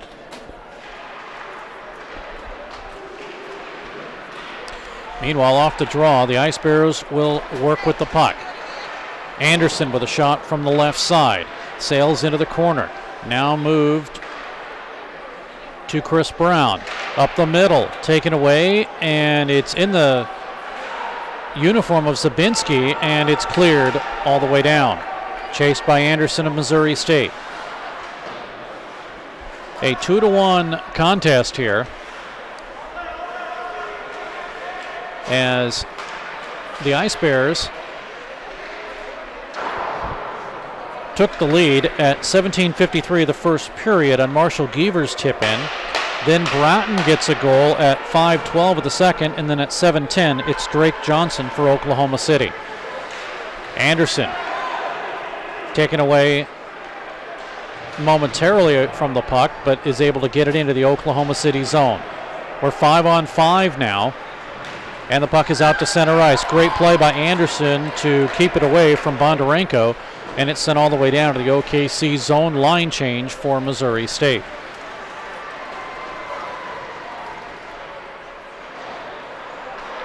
Puck comes in with 5:50 remaining. Up the middle, back behind, and intercepted by Oklahoma City, leading the charge. And coming down the left side is Bondarenko. He gets his stick held. He's asking for a penalty, nothing doing. Runs into his own man, unfortunately. That's Chamberlain, and meanwhile, puck to the near side. Ice Bears working the puck. Here is a drive in that's blocked in front partially and underneath Patrick Johansson. We get a whistle for a stoppage in play. Steve, while we got a stoppage of play, I wanted to take this time to thank the Ice Bears fans for coming out today. We've got a great crowd for our opening game, exhibition game, to boot. Full grandstand here, and we're just so blessed with some great Ice Bears fans here in Springfield. And I want to thank everybody for getting out, and it certainly looks like we're going to have a great season on the ice and off the ice with fan turnout like this. Well, Stan, and you weren't here in the broadcast booth when I talked about it earlier, but Oklahoma City has a great fan base too, because last weekend with the Oklahoma Sooners having a football game, and of course it's a holiday weekend, they still had a good showing for the game last weekend. That's great. So great to see that, especially from the Oklahoma City fans. Here's Bondarenko. He comes in, he shoots, he scores! So after arguing that there should have been a penalty assessed to him when he had his stick pulled out, he now ties the hockey game, and he does it on a power play goal. Here in the second period, this one coming at 15:04, and Missouri State has seen these Oklahoma City Blazers turn things around now.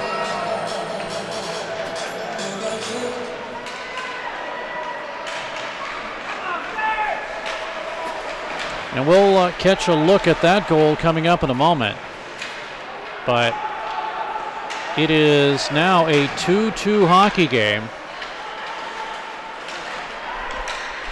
Meanwhile, play is in the Missouri State zone. A shot that is deflected, taken away by the Ice Bears. Can they clear it out to center ice? They do, as it gets inadvertently pulled out off the stick of Drake Johnson. It comes down to the OKC zone. Here's a drive in off the stick of Austin Davis with 4:20 to go. Period. Goal scored by number 29, Ivan Bonarico. Assisting on the goal, number 24, Cody Wardner. So the only assist goes to Wardner. And Oklahoma City with a line change as a drive comes in. And there is a new goaltender in now. That is Brendan Schuck.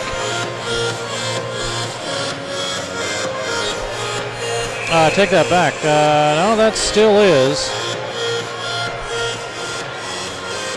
I'll have to double check on these numbers. I think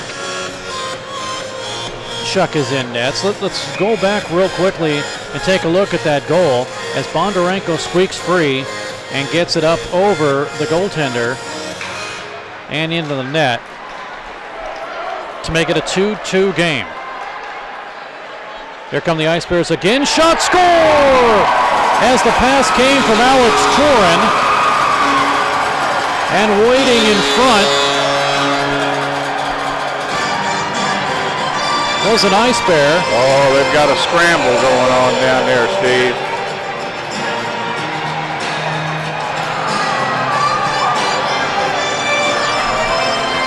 Things are getting a bit chippy.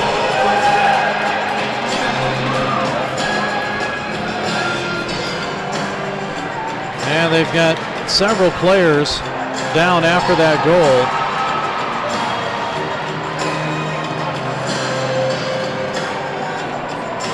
It started at center ice on a 2-on-1 rush, and Turin tips the puck in.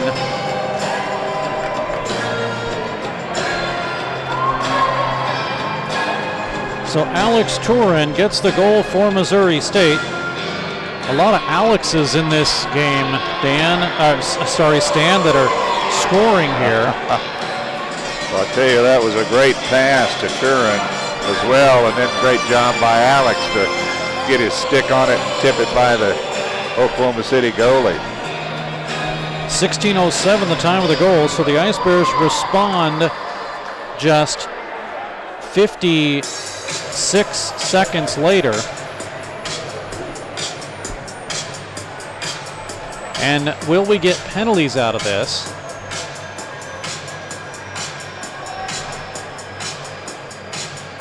You know, Steve, one thing that you see with this Ice Bears team is excellent discipline, and to have Oklahoma City tie the game up and the Ice Bears still maintain their offensive aggression and go down and less than a minute later take the lead again, shows you that discipline is excellent for the Ice Bears. We'll take a look at that goal one more time and see if we can continue with what happened. Turin gets pushed after the goal, and then when you have about 6 Ice Bears in the middle of one Oklahoma City Blazer, and I believe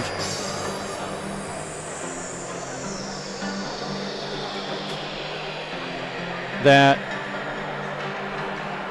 not happy with what was going on. Well, we know that Chamberlain was in there.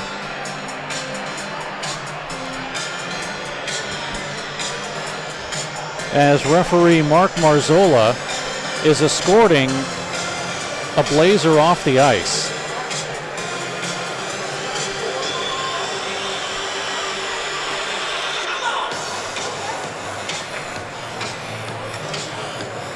We know that much.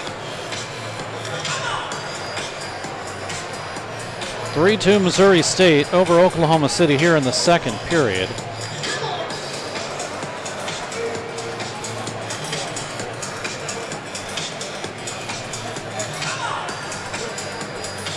As you see, Mark Marzola, Tepi Sakuma on the left, Marzola in the middle, and Hardy Woodward on the right, discussing potential penalties here.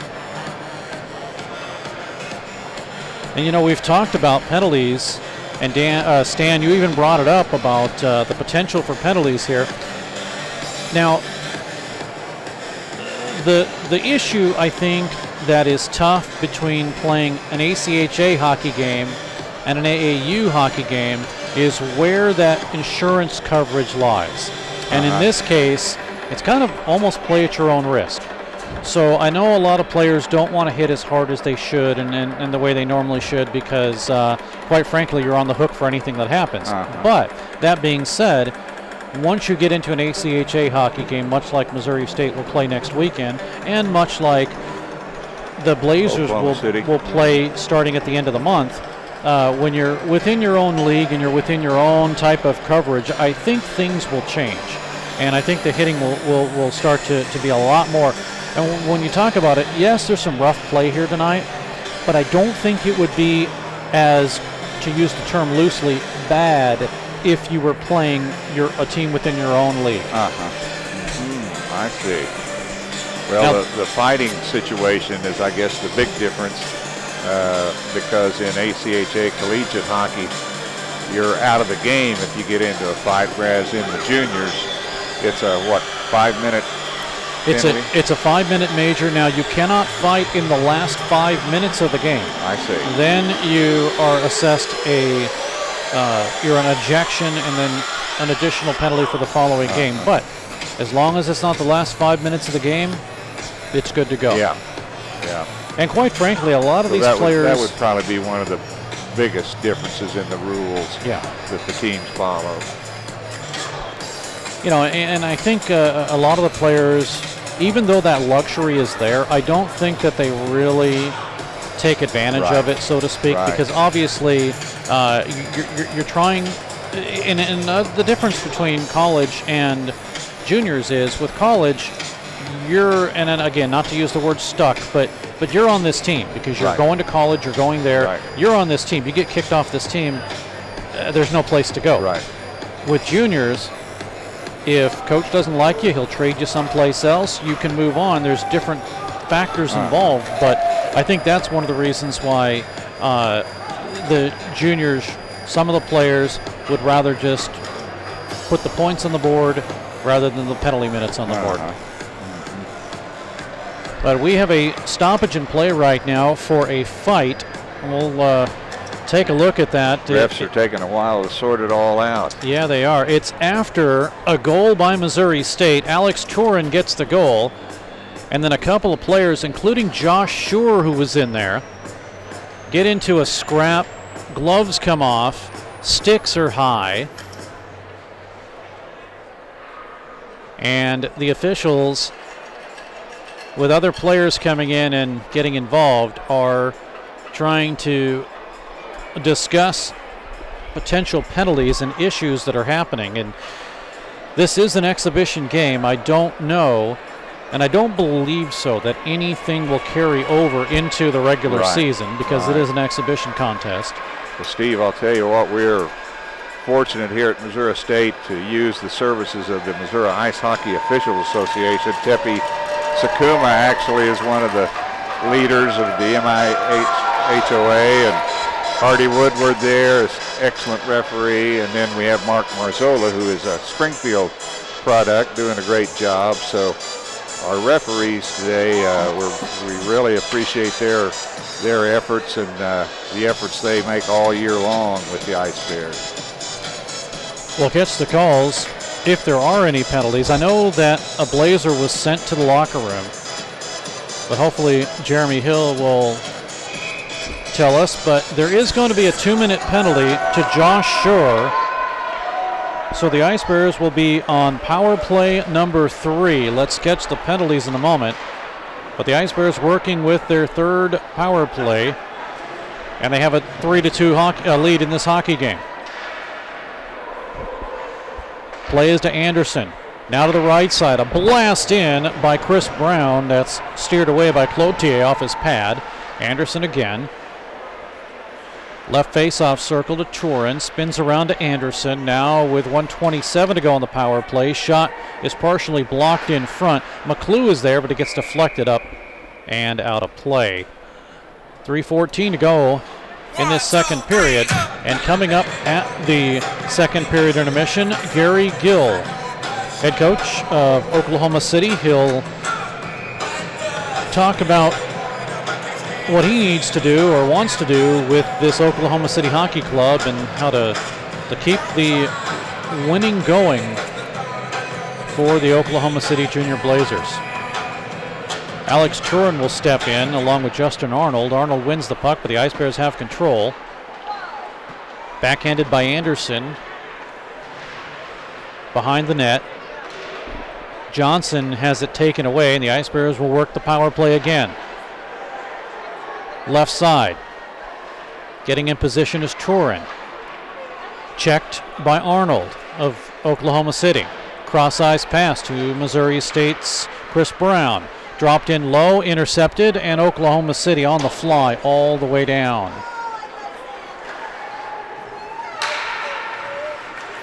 .326 to go. Here comes Anderson. One hands it with 40 seconds remaining in the power play. Anderson gets his second handle on the puck, and then he's bowled over twice, and we get a whistle and a stoppage in play, and the official says no goal.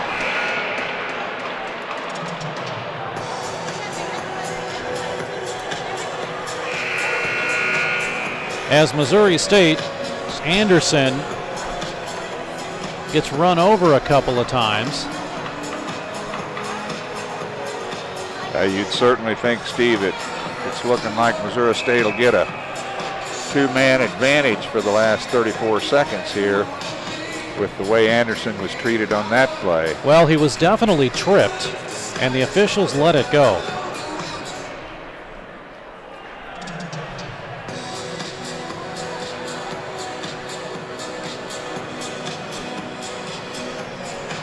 Yep. 34 seconds remaining. One to the box, Steve.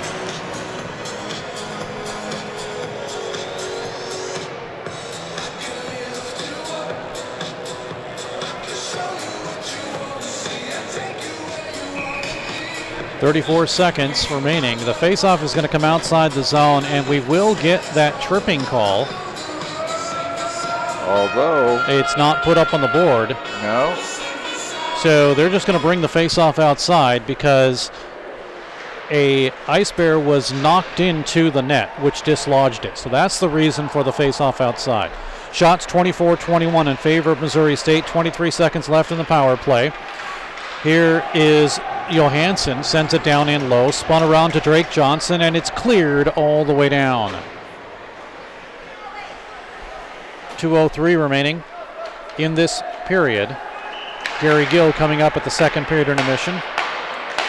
Power play has 2 seconds. It is over, and it's still 3-2 in favor of Missouri State. Out of the box is Jonathan Green, who I believe is serving the penalty. There must be more then. There must be a misconduct penalty or something. To sure, probably. Yeah. I think that's what it is. 2-on-1 for Oklahoma City. Here's a drive in and a save as Chamberlain got that shot. And a big save there by Shuck. Now behind the net. Taken away by Bratton. Ice Bears can't clear it. They're slow to get the puck out. Puck stolen by Bondarenko. Stepping in front of him is Bratton to break it up quickly with 1:14 to go. Ice Bears have a 2-on-2 into the zone, and upended is Travis Barrett with a big hit. Ice Bears steal the puck. They still have it in the OKC zone. Up the middle, broken up. Taken away by the Blazers. Across the line into the Missouri State zone. Here's Bondarenko. Stops up. Tried to pass it across. A slow pass that's picked up by OKC. Intercepted by Missouri State. And the Ice Bears slow, can't clear it. Bondarenko with a drive in, and it's gloved and held in. Or held on to now with 47.3 seconds left in the second period.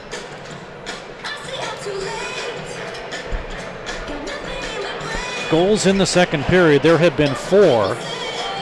Missouri State by Bratton at 5:12. A power play goal at 7:10 by Drake Johnson of OKC.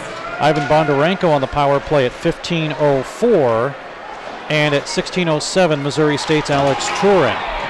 Now, as the play is behind the Missouri State net, we get a fight breaking out. As throwing punches is Justin Arnold. And I can't see who the Ice Bear is, and it almost looks like Travis Barrett, because I can't tell because, no, it's, I think it's Anderson. Yeah, it is. It's Anderson. Anderson has his jersey ripped off. Arnold was the one doing the punching. Anderson going to the bench. And we're just going to get one player. Arnold has been ejected from the game, I believe. Either that or it's just for fighting.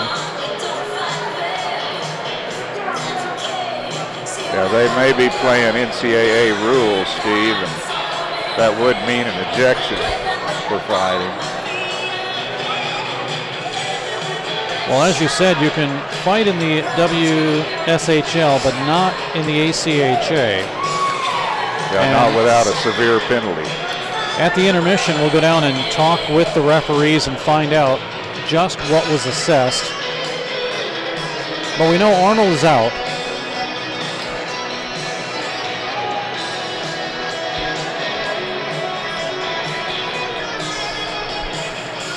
Is coming with 34.5 seconds left in the period. as Brennan Anderson gets redressed.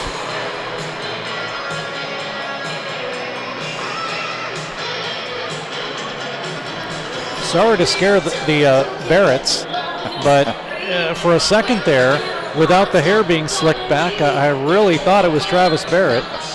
And then once it came over his face, I immediately could tell that it was Brennan Anderson.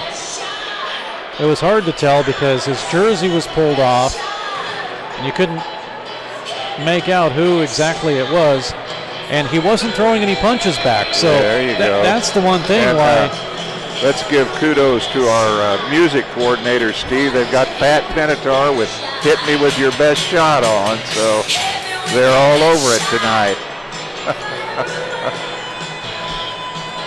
24-23 of the shots in favor of Missouri State. More importantly, 3-2 on the board for the Ice Bears.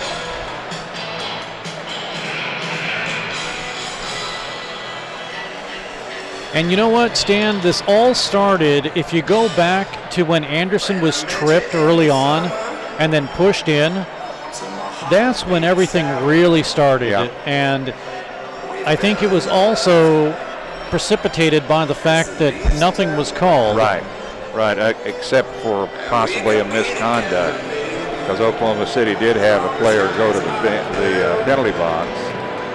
But yeah, I believe you're right. So another penalty is on the board, and another power play. This is a severe penalty, Steve. It is a 7-minute penalty.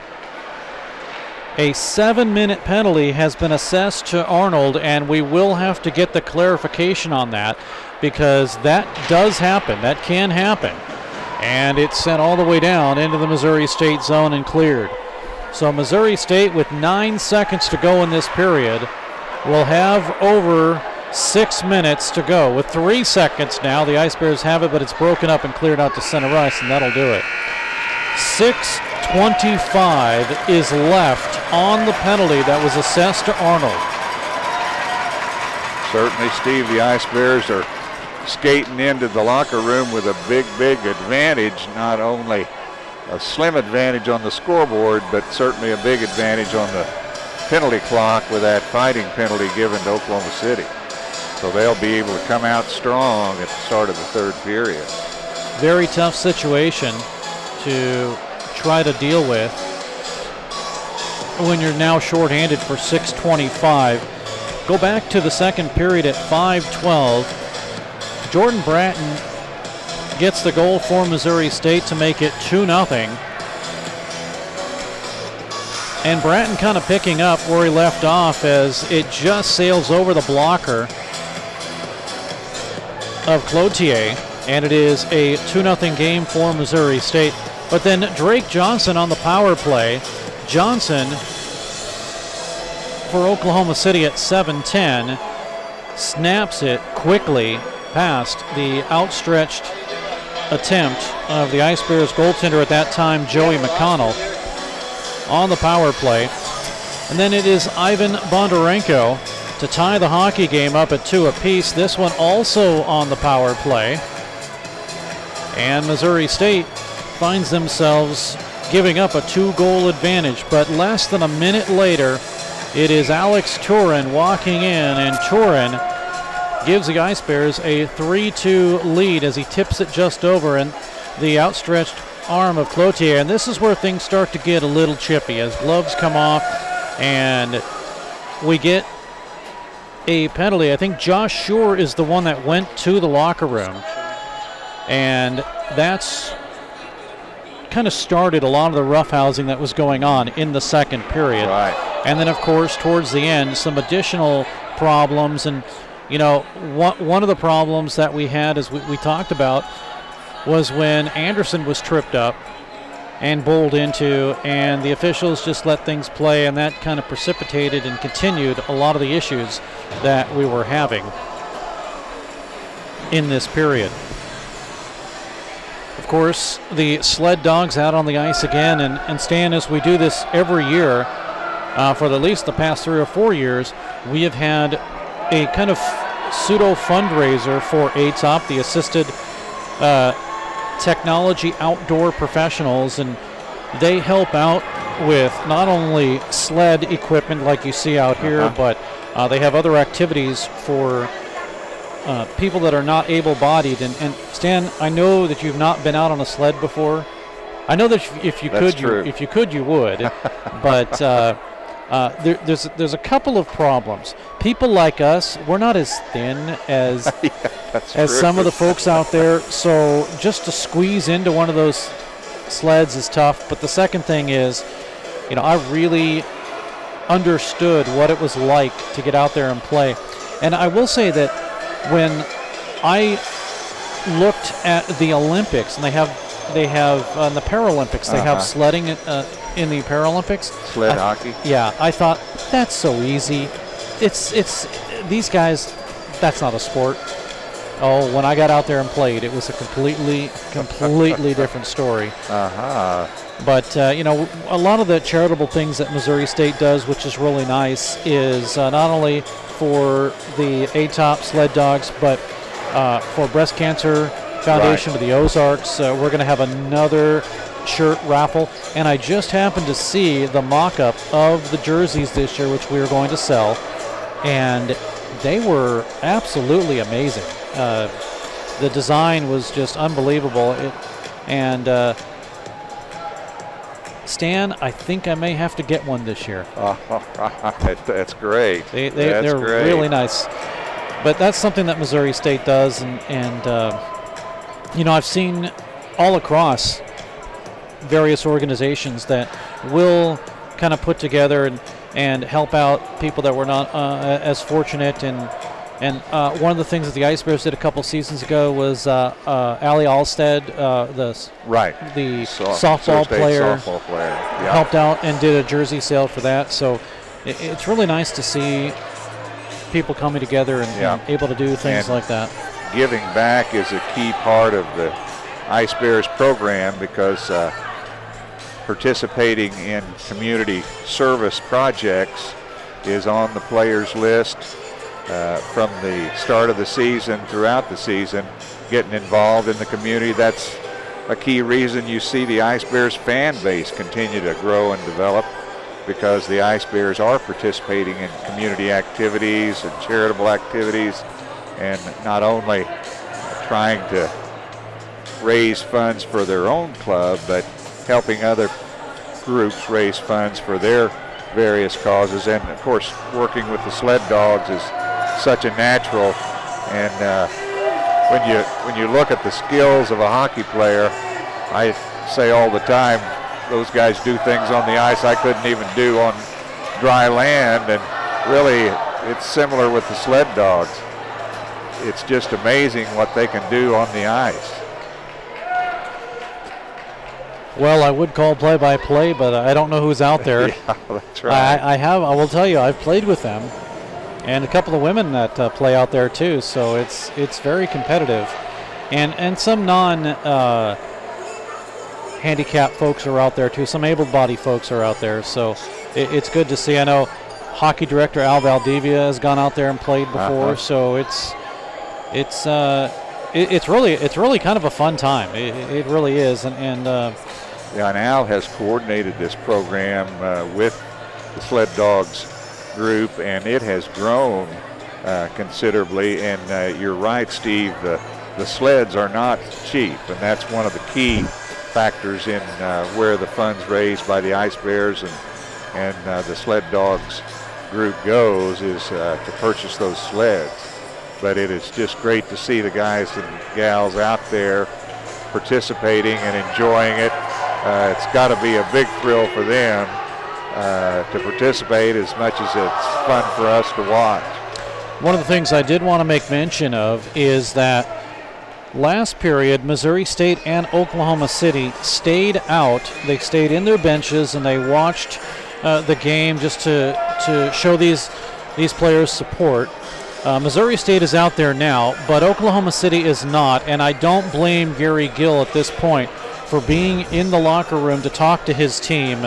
It's a situation where penalties have kind of hurt both teams at this point, but at the same time, it's those major penalties that are affecting Oklahoma City. And I did get a text from Joe McConnell, who, of course, was a former owner of the Springfield Express, and he, of course, is very knowledgeable in the WSHL, and did tell me that this year they did vote that any exhibition games, whether it's non-league or not, any penalties will carry over into the regular season. At last he knew. So it's very possible that if these are major penalties that they will affect some of these players later on. Now with the ACHA, it's a little different story, unless it's a disqualification, I believe.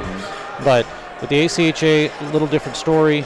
Nevertheless, it's to curb the kind of problems that has happened with the fighting and the things. And hopefully that's not the case. And of course, coming up in a moment, after the sled dogs finish up here in the last 3 or 4 seconds, we'll go downstairs and try to find out what happened in the case of Josh Shore and in the case of Justin Arnold, because a very unfortunate situation where it must have been major enough, and it wasn't announced, so we didn't get a chance to hear it, but it was major enough that a 7-minute power play was levied up on the board. So we'll take a break, and when we come back, talk with the head coach of the Oklahoma City Blazers and Gary Gill, and we'll do that in just a moment. It is a 3-2 lead in favor of Missouri State after 2 periods of play.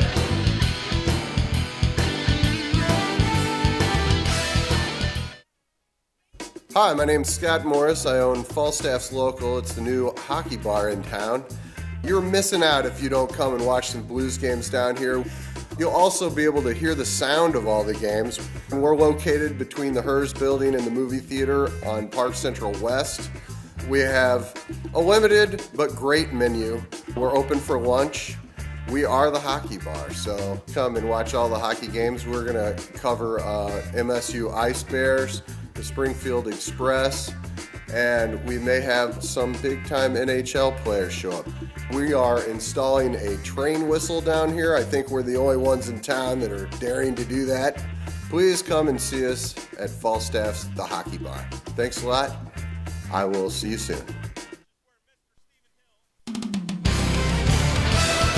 Back at MediaCom Ice Park, Steve Casson now talking with the head coach of the Oklahoma City Blazers and Gary Gill. And Gary, you come into a hockey club that, well, all they have is winning on their repertoire, because that's all they've done. Now, last year, of course, in the Midwest, 75 points, finished second. Unfortunately, swept by Wichita, which I think was the sleeper of pretty much the league, except for Wichita. They knew what they were going to do, and they just came through and won the Thorn Cup. But you've been around this league, you've coached before, you know what you have to do. Do you feel any sort of pressure to try to keep that winning attitude in Oklahoma City? No, not right now. Right now we're just focused on, dotting our I's and crossing the T's, and everything will fall into place like it's supposed to. So we're pretty confident that things will work out like it's supposed to. One of the biggest and the toughest real things is you lose some top scoring from last season, and how does that impact? And of course, with the WSHL, of course, it's a league that, of course, you're going to feed other leagues and other teams, and so you know that movement's going to happen. But how does that impact the way that you might approach this team, knowing that really a lot of the power that you had last year is gone? Yeah, well, I mean, luckily for me, I guess I wasn't here last year to have all that power, so all I know is to find guys that are hard-working individuals that can put the puck in the net, and, we certainly put together a heck of a roster so far. And though we came up short last week when we visited, when Missouri State visited us, we're putting our pieces of the puzzle together. We still have 3 more weeks before we have opening season, so opening to our season, and we're still not playing our top 3 forwards that aren't even here yet. Yeah, and that's tough. One of the guys who was 4th in scoring, Mikhailov. Yeah. So it's nice to know that you're going to have that power coming up, but one of your biggest guys, Ivan Bondarenko. I mean, what can you say about him? 2 years ago, he led the league in playoff scoring, and last year he was just a force on the ice, and he was a shorthanded specialist. That's one of the things that he did well last season. So do you feel like maybe some guys feed off of what he's been doing, and what Mihailov and the other guys are gonna step up and do? Certainly, certainly when Ivan Bondarenko's on the ice or in the locker room, he's a fantastic, energetic young man. He's energetic on the ice, he's energetic on the bench. It's the same way in the locker room. The guys really feed off of him, what he does. I think you'll see Ivan throughout the season proven that why he's one of the best players in this league this year. And certainly when Mikhailov gets here and Victor Eck returns, and so on, that certainly the dynamics of the team will change. But yeah, we're looking forward to seeing what Bondo does this year. Gary Gold, the head coach of Oklahoma City, joining us. And Gary, this was a team last season, like you said, you weren't able to see it, but had troubles with penalties. And the last game against Missouri State was kind of penalty-filled a little bit, swinging more, tilting more towards Oklahoma City. I will tell you one thing, though. It's kind of a tale of two teams, because last season, Missouri State led the ACHA of every single team in penalties, had over 1,100. And to see Missouri State not be as undisciplined as they were in last week's game is a positive for Missouri State, but on the same token, still it's troublesome, would you call it, for Oklahoma City? Well, certainly it was last week. We had 18 minutes in penalties, and you can't win games when you're spending 18 minutes in the box. That's just not going to happen. And again, as we go further down the ride here, we're going to obviously correct our mistakes. And we had a long talk about it this week while we were doing video, and certainly we're not happy with 18 minutes in penalties. And we have to do a better job of keeping our head. And when you play a physical game like we are trying to do this year, that you're going to take some penalties. So the best part about them is take your penalties, but keep your mouth shut on the other ones, and let's hope we don't draw any more.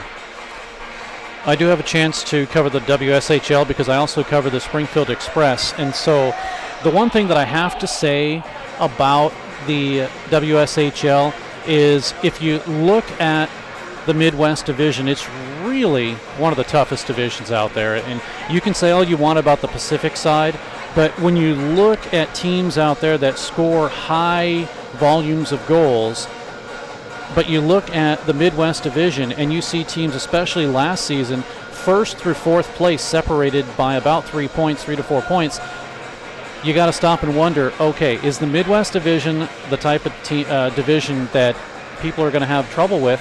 And it was, in a sense, proven because the Thorne Cup champion was Wichita. Right. I mean, the division from top to bottom is pretty tough. I don't know what's going to happen with Tulsa this year or anybody else, but Springfield, El Paso, ourselves, Dallas has really started to improve their game. Springfield certainly improved their game with John Amfrey at the helm. It's a tough division. I mean, both myself and John came out of the Mountain Division, which was a tough division over there as well. I don't think the point production in the Mountain Division was close to what it is here. But, there are teams over there like Ogden, who's a very good point production team, where over here, 4 teams are going to put up points, and a bunch of them. You also look at the fact that you're coaching against a former WSHL coach in Jeremy Law. Good friend of mine. and exactly, and not to put any pressure on you, but how obviously important is it going to be to steal a win? I know it's exhibition, but to steal a win from Jeremy Law. Hey, anytime you can beat Jeremy Law is a good day. Jeremy's a heck of a coach. He was a heck of a coach in this league for a long time. I have a lot of respect for him and the things he's done at his teams with Dallas, with Texas, and then of course here in Springfield. Phenomenal coach. Again, a lot of respect for him. And if we can steal one from him, that would be great. We're focused on coming here today to try to take this win away from him, and hopefully. If not, at least we're going to get some more game experience and see. We have some guys on our roster that didn't play last week that are going to play this week. So we'll see how she goes. Gary Gill joining us, the head coach of Oklahoma City. If you look at your season and know that you're going to have to play in one of the toughest divisions of the WSHL. Is there one team that you really don't want to face? No, I've never been a guy who's shied away from a good competitive game. I'd rather go in and play a game and lose a hard-fought battle 2-1 than go in and blow somebody out, 10-1. That's not my thing. That's not my style. That's not the team style. This team wants to play the best teams in this league, and certainly playing an El Paso or a Springfield, I'm looking forward to it because I know what John brings to the table. Facing him for 2 years, I know exactly the kind of style of game he's going to bring, and he's a phenomenal coach. And of course, Corey Herman's going to put together, his rough and tough and tumbler guys that he puts together every year. So it's I can't wait actually, because I think this season in this division is going to be a lot of fun. And is it fair to say that it's kind of wide open because Wichita lost almost 70% of their rosters? So it's not to say that they're not going to be a factor, but it's safe to say they're not going to be like Pittsburgh and win 2 straight and maybe a third. I'll say this. I don't count anybody out because you just never know. On any given day, look, last year that Wichita was counted out all the way until playoffs, and then look what happened. They burned everybody. So, they lost a lot of their roster. What Robbie Weingartner is going to do over there, who knows? We won't know until we play them when we open the season against them. So, but Rob Weingartner is a phenomenal coach, and you put that together with the type of guys he's putting together, and who knows, maybe they are a sleeper again. I don't overlook anyone. This team, my team, will never overlook anyone, no matter who they are. The head coach of the Oklahoma City Blazers, and Gary Gill joining us. Gary, in your time coaching hockey, can you look back at maybe a game, a situation, something that was your aha moment that when this happened you thought it doesn't get better than this?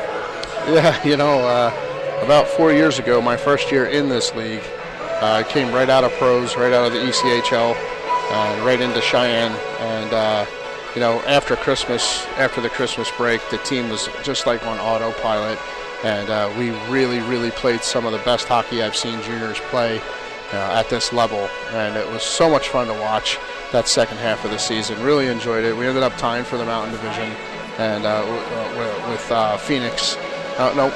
Phoenix actually won by 1 point because they beat us in a game. So, but phenomenal. That was a phenomenal year for us down there, and it was fun to coach it. I enjoyed the boys on the team. It was just it was one of those years where everything. We didn't win the Thorn Cup, but man, it was just special. One final question here as we're talking with Gary Gill, the head coach of Oklahoma City. The playoff format changed last year, albeit it changed really in the middle of the season, but before that it was just your normal playoff type format. Last year it went to a round robin after you got past the division finals. Do you like that? You know what? The majority ruled at the league meeting. I can see both sides.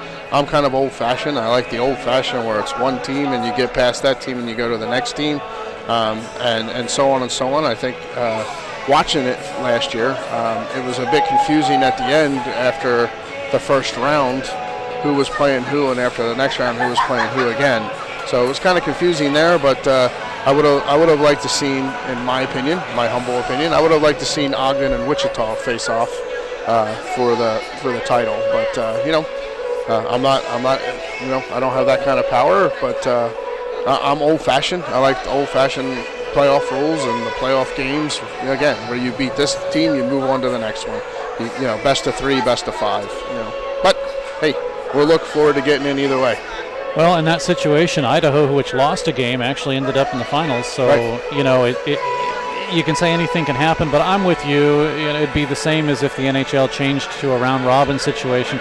And maybe my Kings would actually be able to win the Stanley Cup. But right. Either way, it's all good. And, of course, it's great hockey. And it's always good when these teams can kind of intermix because now more than anything, the WSHL kind of has a bigger presence in the ACHA, and a lot of players are moving up through those ranks, and it is a positive thing for everybody. Yeah, I have a former player on Missouri State. Austin Davis used to play for me. Phenomenal young man. Works very, very hard.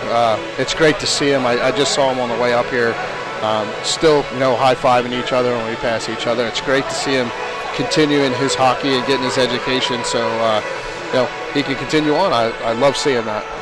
Gary Gill, the head coach of the Oklahoma City Blazers, thanks for taking the time and doing this. Oh, no problem. And good luck to your Oklahoma City Blazers for the rest of the remainder of the season. Thank you Thanks very so much. We'll take a break. Be back. More hockey coming up. We all love the fajitas. Their margaritas get the crown. Don't forget the quesadillas. It's the best Mexican food in town.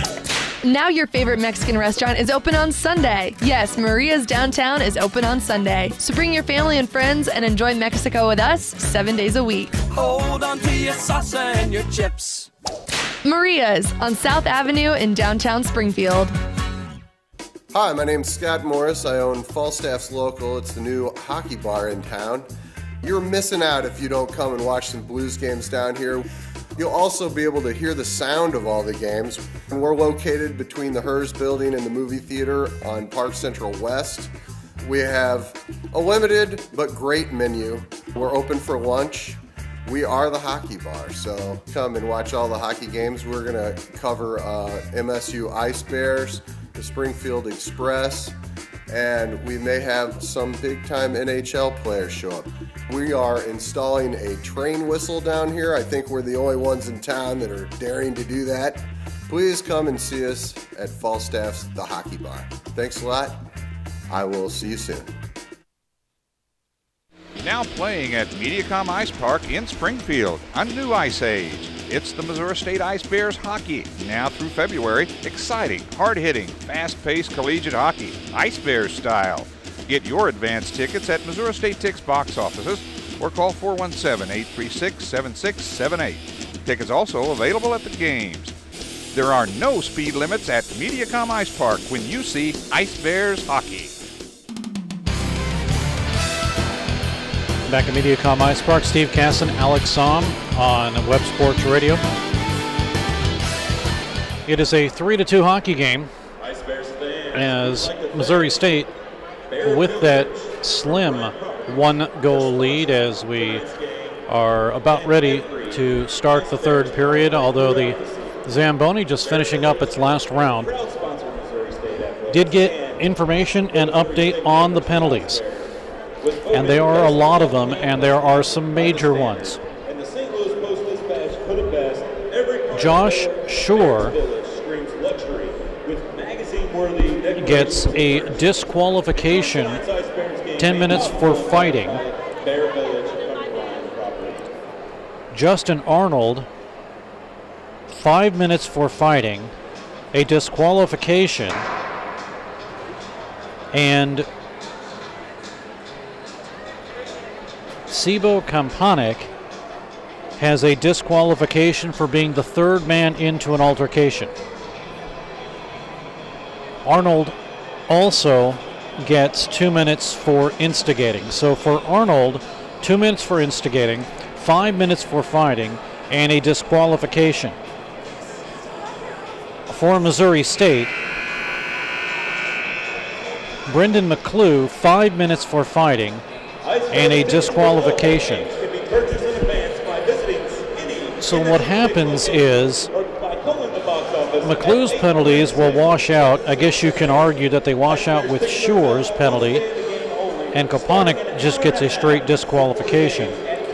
But Arnold has the 5 minutes for fighting and the 2 minutes for instigating, and that's why there is 7 minutes, or there was 7 minutes up on the board. With the period coming to an end, 6:25 remains in the power play for Missouri State on the additional penalties. Now, they put the number up there as Shore, but I don't think it's Shore. I think it's Arnold, unless Shore got additional penalties too, and he may have. At any rate, that is, it's still a power play for the next 6:25 for Missouri State. That is power play number 5 for the Ice Bears. So at this point, I'm not going to figure out the total penalty minutes because there's a lot, and there's still some that I did not get down. So at this point, before all these penalties happen, 9 penalties. If I can do my math here quickly, 9 penalties, 50 minutes for the Blazers at last count, and that may not be entirely correct. And for Missouri State, 8 penalties and 33 minutes. So you have to add those DQs, which are 10 minutes each. And that's where we are right now with those additional penalties that have been put up on the board. We are moments away from starting this hockey game here in the third period.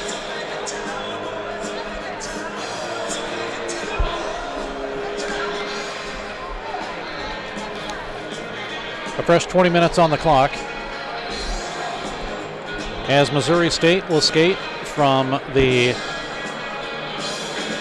left to the right and Oklahoma City from the right to the left.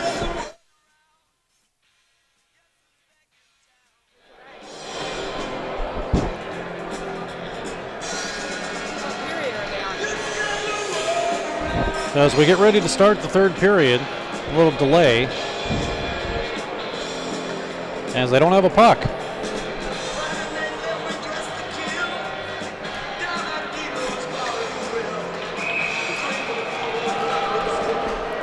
Now they have a puck, we're ready, it is dropped, and we're underway here in the third period. The Ice Bears have 6:17 to work on a power play. Here's Anderson across the line in the OKC zone, gives it to Turin, broken away from him. And the Ice Bears work the puck. Send it down in low, shot over to the corner, now to the left side. Here is Kovacic. He'll swing it to Turin for Missouri State. Up to the right point, they get it to the Ice Bears' Chris Brown. Now in front as it came to the left side, and a save by Cloutier on Kovacic. Another drive by Kovacic blocked in front. Held by the Ice Bears. Anderson, good move to get around a man. Anderson, backhander in front, save Cloutier, and he holds on.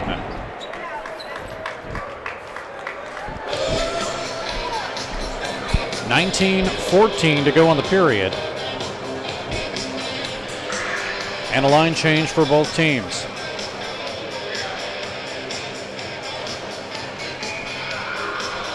Face off to the right of Cloutier. In to take the draw is Jordan Bratton, and he wins it. Ice Bears' Travis Barrett gets it to the corner. Checked off by Coney Wardner. And it's cleared and held in as it was kicked in by an Ice Bear. That was Johansson, and then taken away and sent all the way down to the Missouri State end. 5:24 to go on the power play for Missouri State. They work it across the line. It is a major penalty. The Ice Bears can score at will, and the power play will not expire. Here is Johansson. Sends it down in low. Works it to O'Brien.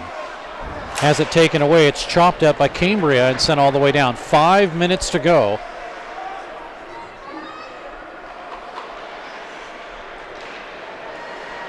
Now with 4:23.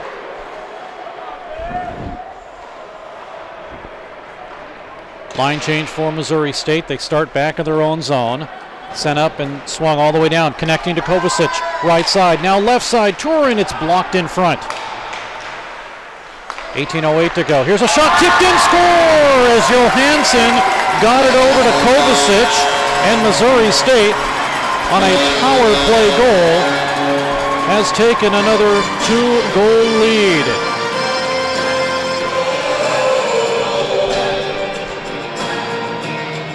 The Ice Bears work it to perfection as Kovacic comes in on the right wing. The first opportunity was denied, and then they try it again up the middle, and Missouri State takes a 2-goal advantage. This one coming at 1:56 here in the third period. Kovacic gets into the scoring. We'll catch the assists here in a moment. Now we get a whistle and a stoppage in play as it comes in offside.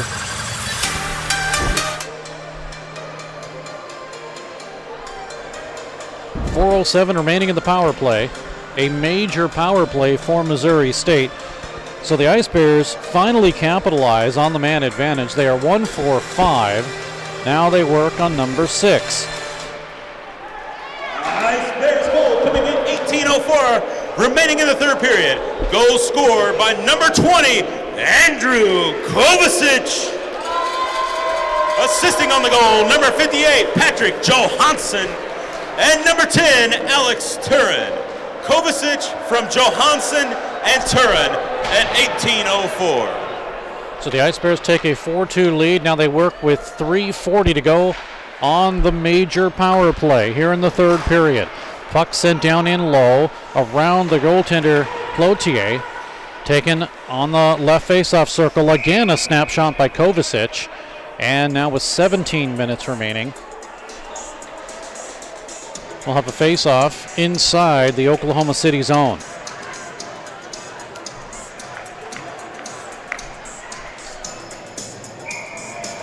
Shots are 27-23. And the Ice Bears win it again. High slot, Johansson tipped in front, but inadvertently tipped the wrong way by Zane O'Brien. He'll get it again. O'Brien up the middle again. A shot that's deflected off the stick of Barrett, and it's cleared all the way down. Brendan Schuck stops it there. Oklahoma City just finished up their line change. Ice Bears will have it with 3:04 to go on the power play. Now across the line. Right side, O'Brien. He breaks free. O'Brien score!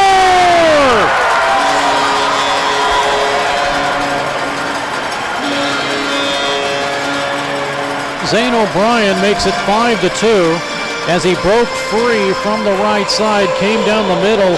He actually mishandled the puck just a little bit, and I think that kind of threw Cloutier off, and the Ice Bears have taken a 5-2 lead as O'Brien picks up the puck through some traffic underneath Cloutier's outstretched pad, and Missouri State at 4:29 get a goal. Coming at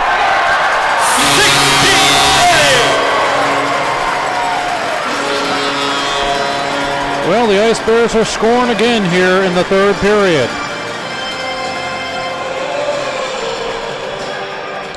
They're pouring it on, and they're making it 6-2.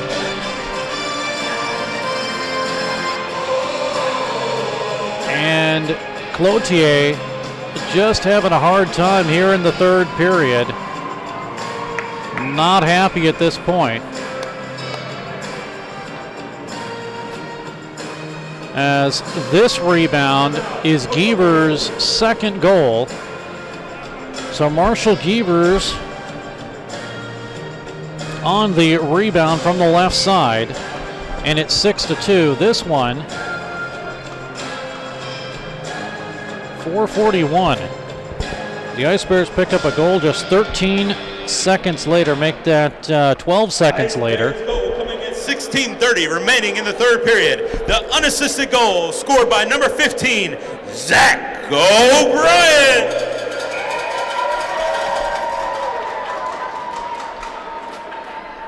Well, Zane O'Brien gets the goal, and Missouri State at that point had a 5-2 lead, and of course, they come right back.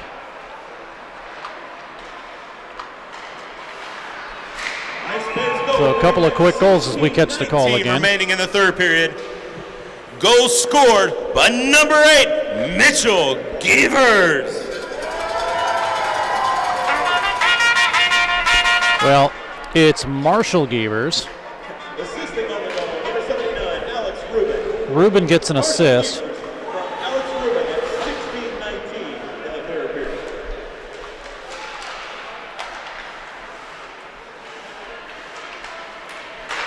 So the Ice Bears pouring it on here.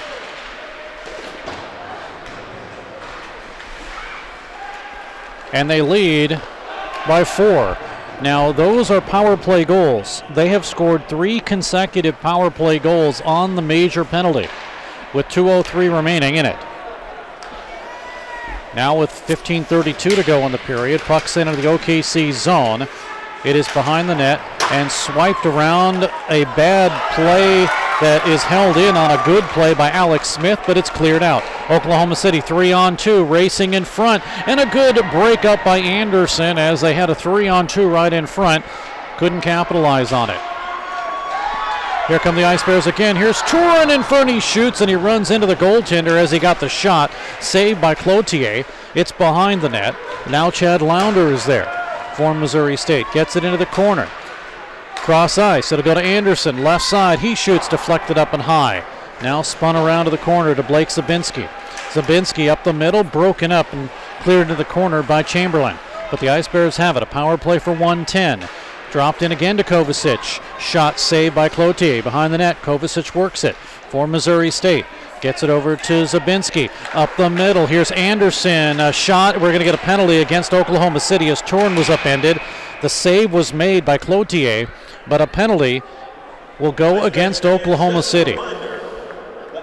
So Missouri State will be on power play number 8. This penalty will go against Travis Hudick. Make sure that you call Missouri State Tickets box office to pre-order your tickets. It will surely be a packed house here at the Media Conference. So the Ice Bears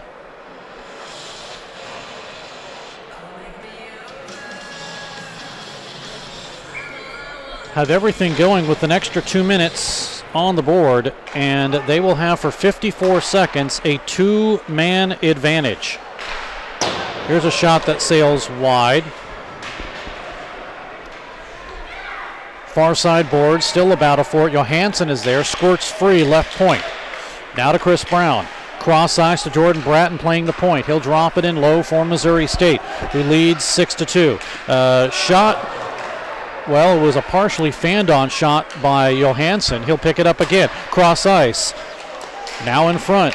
Back down low. Spinning it around to O'Brien. He spins it off the back of the boards. Gets it to Johansson down the middle. And he hit the post. We're going to get a penalty. Another one. This one against Missouri State, though. Arguing his case is Travis Barrett. He's saying, what are you talking about? He was in front of me the whole time. And the official has none of it. It's a penalty to Travis Barrett. Slashing will be the call.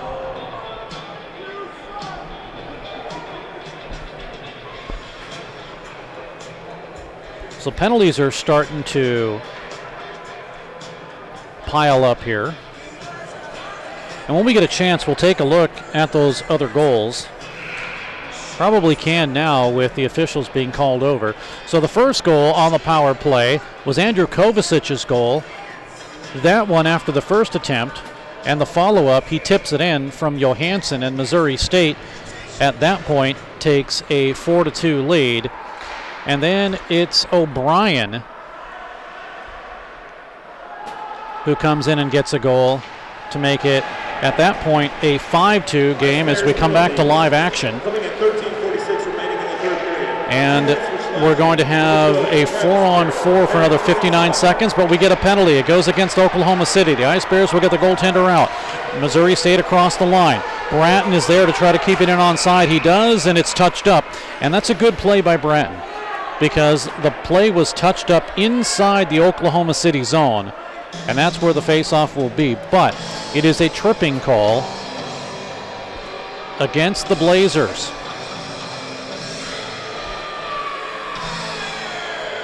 This one assessed to Hudick again. That's his second in a row. So Missouri State technically on power play number 9. And they work with 45 seconds on the power play. Plenty of ice out there. It's 4-on-3 for the Ice Bears. Now across the line to Anderson. Has it tipped away momentarily. Anderson can't pick it up from Johnson. Now he does as he swings behind the net.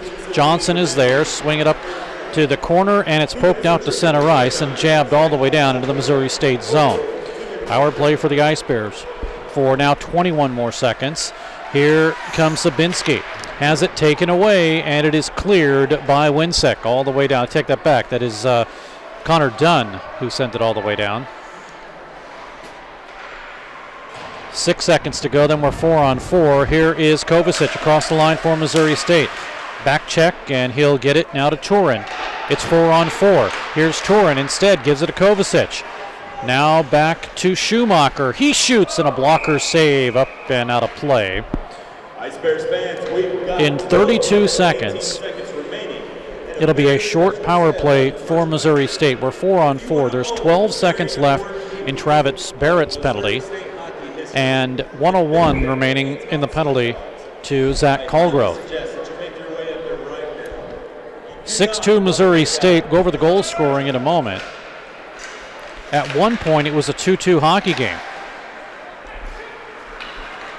But it's changed here in the third. Bondarenko out of his own zone. Too far for Winsek. Back for Schumacher of Missouri State. 18 seconds to go until the Ice Bears will have power play number 10, barring any further penalties. Into the Oklahoma City zone. Ice Bears finish up their change. Now we come the other way. Here's Michael Jensen across the line. Giving it over to Winsek, and it's tipped out to center ice.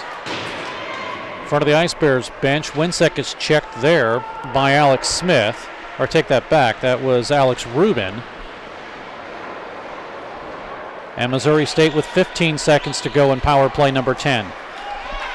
11:28 to go in the period. All the way down. Here's Gievers. Steps around a man. Check there. A high one by Wardner. Gets it up high and right on the line. It's held in by Brown. Blocked into the corner. Power play is over and sent down in low. Coming back onto the ice is Zach Colgrove. 3-on-2 for Oklahoma City. Lead pass right side. Here's Tondel. He tried to center it in front, and it went off the stick of Bondarenko. Drive in for the left side by Colgrove is blockered by Shuck, and it's out to center ice. Line change for Oklahoma City. Here comes Missouri State. Across the line is Brian Fuller for the Ice Bears. Fuller steps around a check low along the goal line. That check was put on by Uday Husha. Now a shot in and a save, as getting the shot was Fuller, and it was held by Cloutier. So players who haven't seen much action in this hockey game are getting in by Coach Gary Gill, but keep in mind, players that have been assessed disqualifications and ejected for fighting in the second period include Josh Schur and Justin Arnold. Also, Sibo Kampanik was given a disqualification for being the third man into a fight, as has Missouri State's Brendan McClue, also given a disqualification for a fight. Johansson with a drive. It gets deflected up and out of play after making the save was Cloutier. 10:32 to go in the third period. I'm Steve Casson along with Alex Somm. Thanks for joining us on Web Sports Radio. Don't forget our next broadcast here on WSR will be on the 20th, where we'll have, as an icing is called here, we will have games for you. Missouri State and Southern Illinois Edwardsville. Those games will be, actually I said it was the 20th, it's the 22nd, where it'll be the first official homestand for Missouri State and opening night. 22nd and 23rd with SIUE, and then on Sunday a matinee game with Lindenwood. Lindenwood, of course, 2 years ago, the ACHA Division I national champion. Coming in and getting a shot up high was Hunter Saunders, and we come the other way. It's back into the Missouri State zone, where it's flipped into the corner. Puck cleared, and now taken by the Ice Bears' Austin Davis and sent down along the boards on the near side. Coming in is Travis Hudek. Hudek's pass out to center as Hudek receives the recipient of another pass from Cambria. Drive across with 9:43 to go in the period. Shots 35-24 in favor of Missouri State. Ice Bears across the line, 2-on-2, left side shot, score! Chad Launder.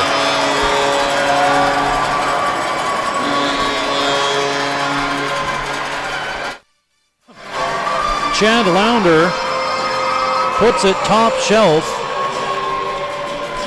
over the goaltender Cloutier, and Missouri State is compiling the frustrations of this Oklahoma City Blazers team. The assist will go to Hunter Saunders, This one coming at 10:29, but it is not on the power play.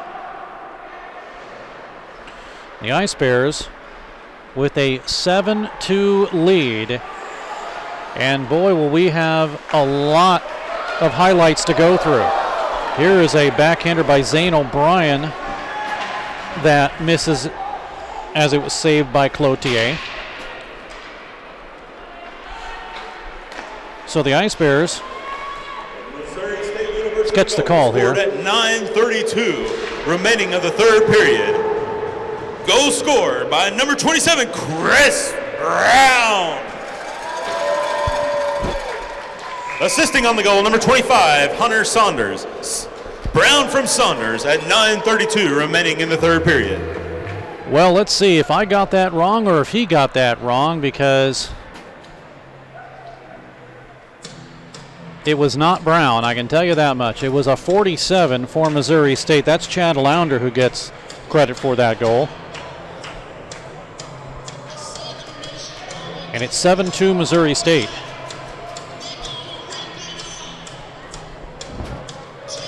Faceoff now back in the Missouri State zone.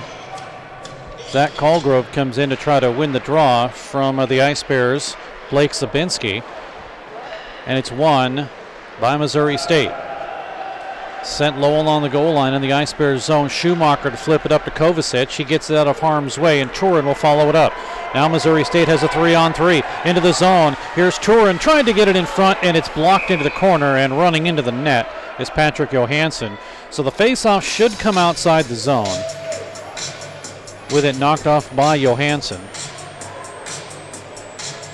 And that's where I believe we're going to have it, outside the zone. Referee Mark Marzola points outside, so Tepi Sakuma will drop the puck. As Hardy Woodward fishes it out of the net and sets things up. So here we go with 8:21 to go in the period. Third period, that is.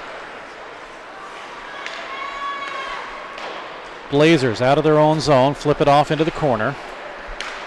Ice Bears steal it. Here's Zabinski. Nice feed to Turin. He shoots, and it hits Cloutier up high off of his mask. Doesn't go in the net, though. Oklahoma City clears it out. Blazers work across the line into the Missouri State zone. Bondarenko has his pass taken away. Here come the Ice Bears again. Cross-ice feed to Turin. Now drops it in low, gets it to Zabinski. Zabinski swings around. Intercepted as it's Kovacic to pick up the loose change, and then as the pass comes over to Smith, it gets deflected up and out of play. Fans, the new Clarion Inn and Suites located at East Battlefield. Face off with 7:37. A hotel lodging sponsor of the Ice Bears. Special rates are offered to fans of the Ice Bears. Hot breakfast with many great selections is always included. Book your guest room today at 417. Remaining in this period is won by the Ice Bears, and Brown will swing it into the corner. Right side, shot down in low with 7:25 to go. 7-2 Missouri State. Gievers swings it around. He's looking to get more. Comes right up the middle and through the crease after the shot by Brian Fuller. Fuller now getting some playing time with McClue out, and he's getting it up front. Gievers to the corner. Gievers pushes his man, puck taken by Cambria and sent to the far side for Oklahoma City, and then it's chopped out and sent all the way down by Donovan Myers. Myers used to play with the Springfield Express, now getting some playing time with Oklahoma City. Puck sent all the way down into the OKC zone. Icing will be the call. Shots 38-24. Icing will bring the face-off back down into the Missouri State end of the ice.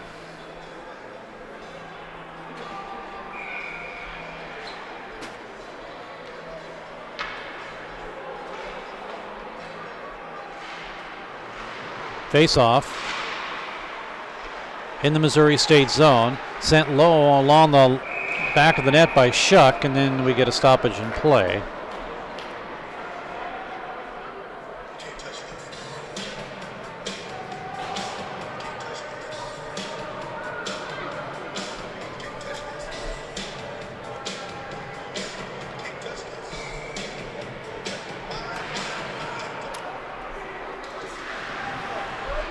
Face-off one in the Missouri State zone.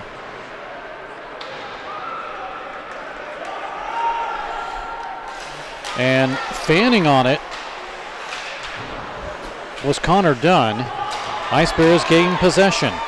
Here comes Brown, a cross-ice pass to Johansson. It flips up. Stays in the zone with 6:09 to go in the period. Backhanded by Lounder, stays in. Ice Bears work the puck. Here's Saunders with it. The all-sophomore line out now for Missouri State.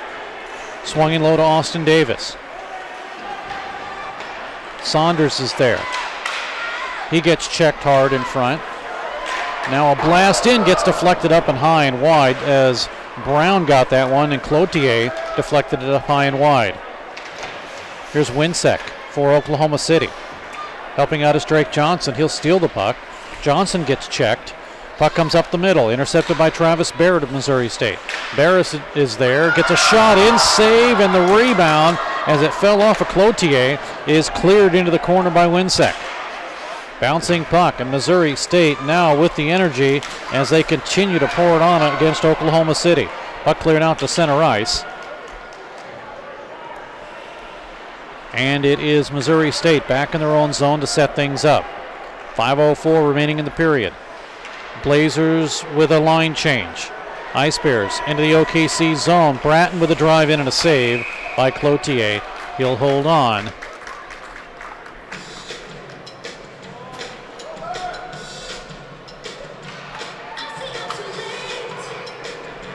So Missouri State with a 7-2 lead.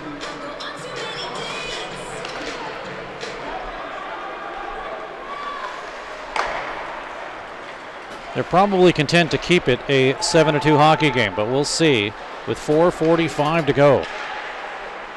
We'll go over goal scoring for you. The next extended stoppage of play if we can. Here's Travis Barrett. He'll send it across the Missouri State line. We're going to get a penalty. It's against Missouri State. It's an interference call right at the line.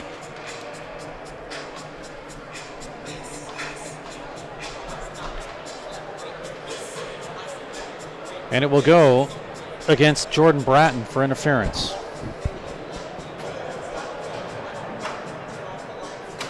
Power play number 5 for the Blazers.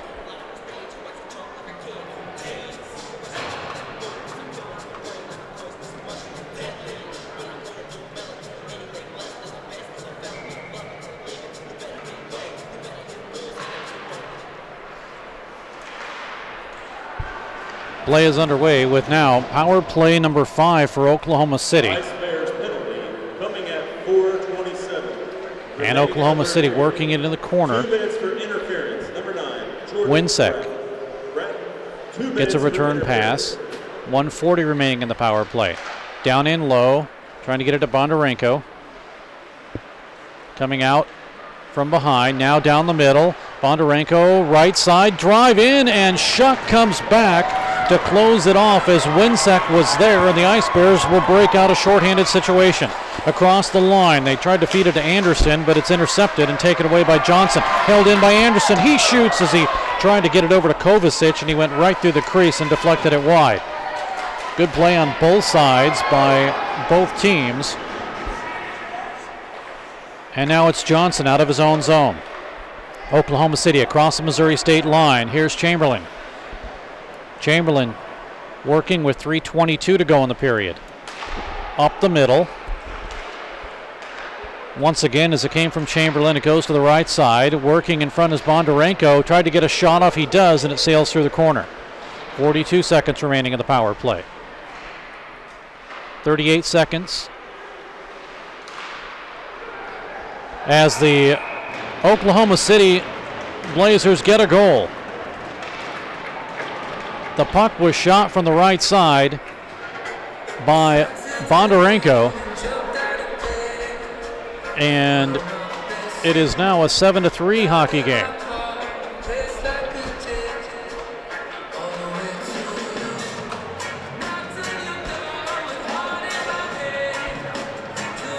So And a good play by Oklahoma City. We'll catch this goal in a moment. Now with 2:46 to go. In front of the OKC bench, it's Brian Fuller. And it's stolen. Callgrove comes in, but he's offside. Let's catch that goal, as it was just kind of an innocent play, and then a good backhander by Bondarenko as the shot sailed wide. It really was going to go wide, but goaltender Shuck made the save, and it gave Bondarenko the opportunity to backhand it in. That's his second here in the third period.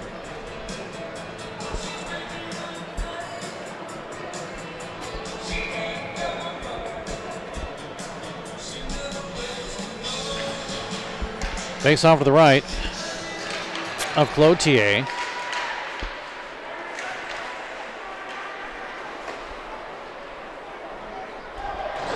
And it's shoved all the way down to the Missouri State end of the ice. Shuck sweeps it off into the corner to Johansson. Now to Zane O'Brien. He moves it on the left side across the line to Bratton. Bratton back on a return pass from Barrett. Big hard check there by Dunn. Now up the middle, intercepted by Chamberlain. It's cleared out to center ice. 1:28. Let's catch the call here. 54 remaining in the third period. Goal scorer by number 29, Ivan Bondarenko. Assisting on the goal, number 10, Griffin Wynick. Bondarenko from Wynick at 2:54. That's Winsek. Oklahoma City penalty coming at 2:36 remaining in the third period. 2 minutes for slashing. Number 24, Cole Werner. Werner, 2 minutes slashing. So the Ice Bears are on the power play. This is number 11 for Missouri State. So penalties still continue to be an issue for Oklahoma City, and right now for Missouri State a little tough too. Here's Alex Turin across the line, 1:15 to go. Over to Kovacic, backhand now as they try to get it to Zabinski. It squirts up the middle, and Zabinski will chase for Missouri State. They get it to Brown, now left side shot by Kovacic. He's going to try it again with less than a minute to go in the period. It'll come to the near side boards. Sent down in low. Not able to get it is Drake Johnson for OKC. It comes out the middle. Here's Kovacic's drive as he came from the left faceoff circle, and it's covered up by Cloutier. So you know what Kovacic likes to do? Left faceoff circle. He's been left open a lot. 13 seconds remaining in the power play. 49.6 to go in the third period.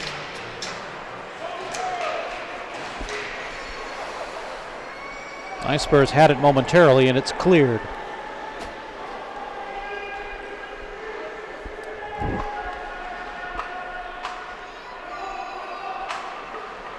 Oklahoma City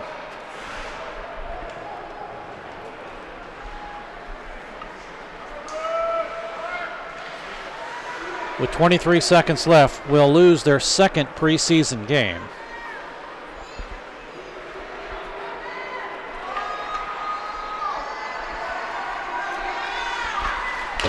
Now with 9 seconds to go, puck to the near side, chipped away. Now keep in mind that the Blazers are still without a couple of their big players in Vitaly Mihailov and Victor Eck, as the buzzer sounds, ending things here for the second of two home-and-home preseason games between Oklahoma City and Missouri State.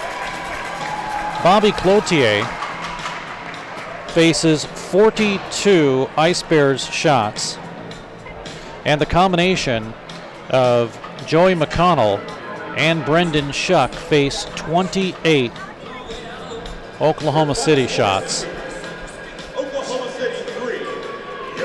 Don't forget, our next broadcast for you right here on Web Sports Radio will be Missouri State and Southern Illinois Edwardsville. We'll have that for you Friday, September 22nd at Mediacom Ice Park. That will be opening night here.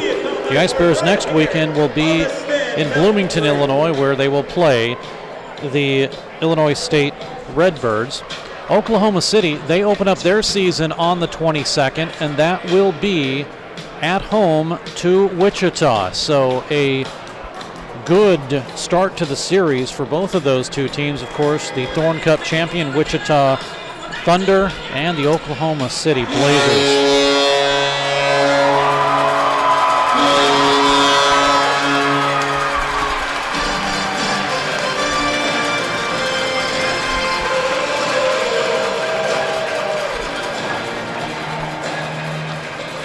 Well, you have to go back to the first period where Missouri State got the first goal at 17:53. This, of course, is the Ice Bears peppering goaltender Cloutier. And Missouri State, though, at 17:53 with Barrett getting the first goal. I take that back. Marshall Gievers getting the first goal. Alex Rubin and Blake Sabinski at 17:53, and Missouri State had a 1-0 lead. And this is the goal, as puck was stolen by Rubin, and Gievers was able to tip it home, and Missouri State takes that advantage. At 5:12 of the second period, then it is Jordan Bratton getting the goal to make it a 2-0 lead for Missouri State. The Ice Bears seem to have all sorts of things going as Cloutier gets beat down low. But it was not to be, because at 15:04 of the period, Ivan Bondarenko makes it a 2-1 hockey game, this one on a power play. And Missouri State is now up by 1. And I take that back. That was Drake Johnson's goal on the power play. Bondarenko got the assist. Winsek also with the assist. Well, here's Drake Johnson's goal. This one came again from the left side. So with Johnson's goal to make it a 2-1 hockey game, then Ivan Bondarenko turns up the heat with that one there and turns it into a 2-2 hockey game. But Missouri State in the second period, just 54 seconds later, with Alex Turin scoring. And the Ice Bears now take the lead 3-2. And this precipitated some penalties. There was a fight here in the corner where Josh Schur gets a disqualification for fighting. Justin Arnold gets a disqualification. And then getting a third man in penalty is Sibo Kampanik, as things just start to heat up there in the corner. And that kind of changed the complexity of this hockey game, as at that point, after that goal, it was a 4-2 game in favor of Missouri State. But then it is O'Brien for Missouri State. He comes in, picks up the bouncing puck, and at that point makes it 5-2.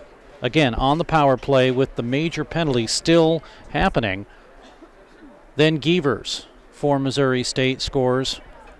The assist goes to Rubin. This makes it 6-2. This is also on the power play. Chad Launder gets into the scoring for Missouri State at 10:29 of the third period. Makes it a 7-2 game. 7-2 game. And then Oklahoma City finishes off the scoring. And this one is a goal by Ivan Bondarenko, who just is able to backhand the puck in. And that's the way things end. A 7-3 hockey game. Penalties. Well, we know there were a lot of them. Last count, 12 penalties for the Blazers. Don't have the total in penalty minutes. And for Missouri State, 10. And again, don't have those totals in penalty minutes, as additional penalties will be added. That'll do it here from Mediacom Ice Park, as the Missouri State Ice Bears do end up winning this hockey game. They take it by a score of 7-3. Of course, they've swept this so-called series, winning 5-1 last weekend in Oklahoma City. I'm Steve Casson for Alex Somm. Thanks for tuning in. Until next time, have a good day, everyone. You've been listening to Missouri State Ice Bears Hockey with your host, Steve Casson.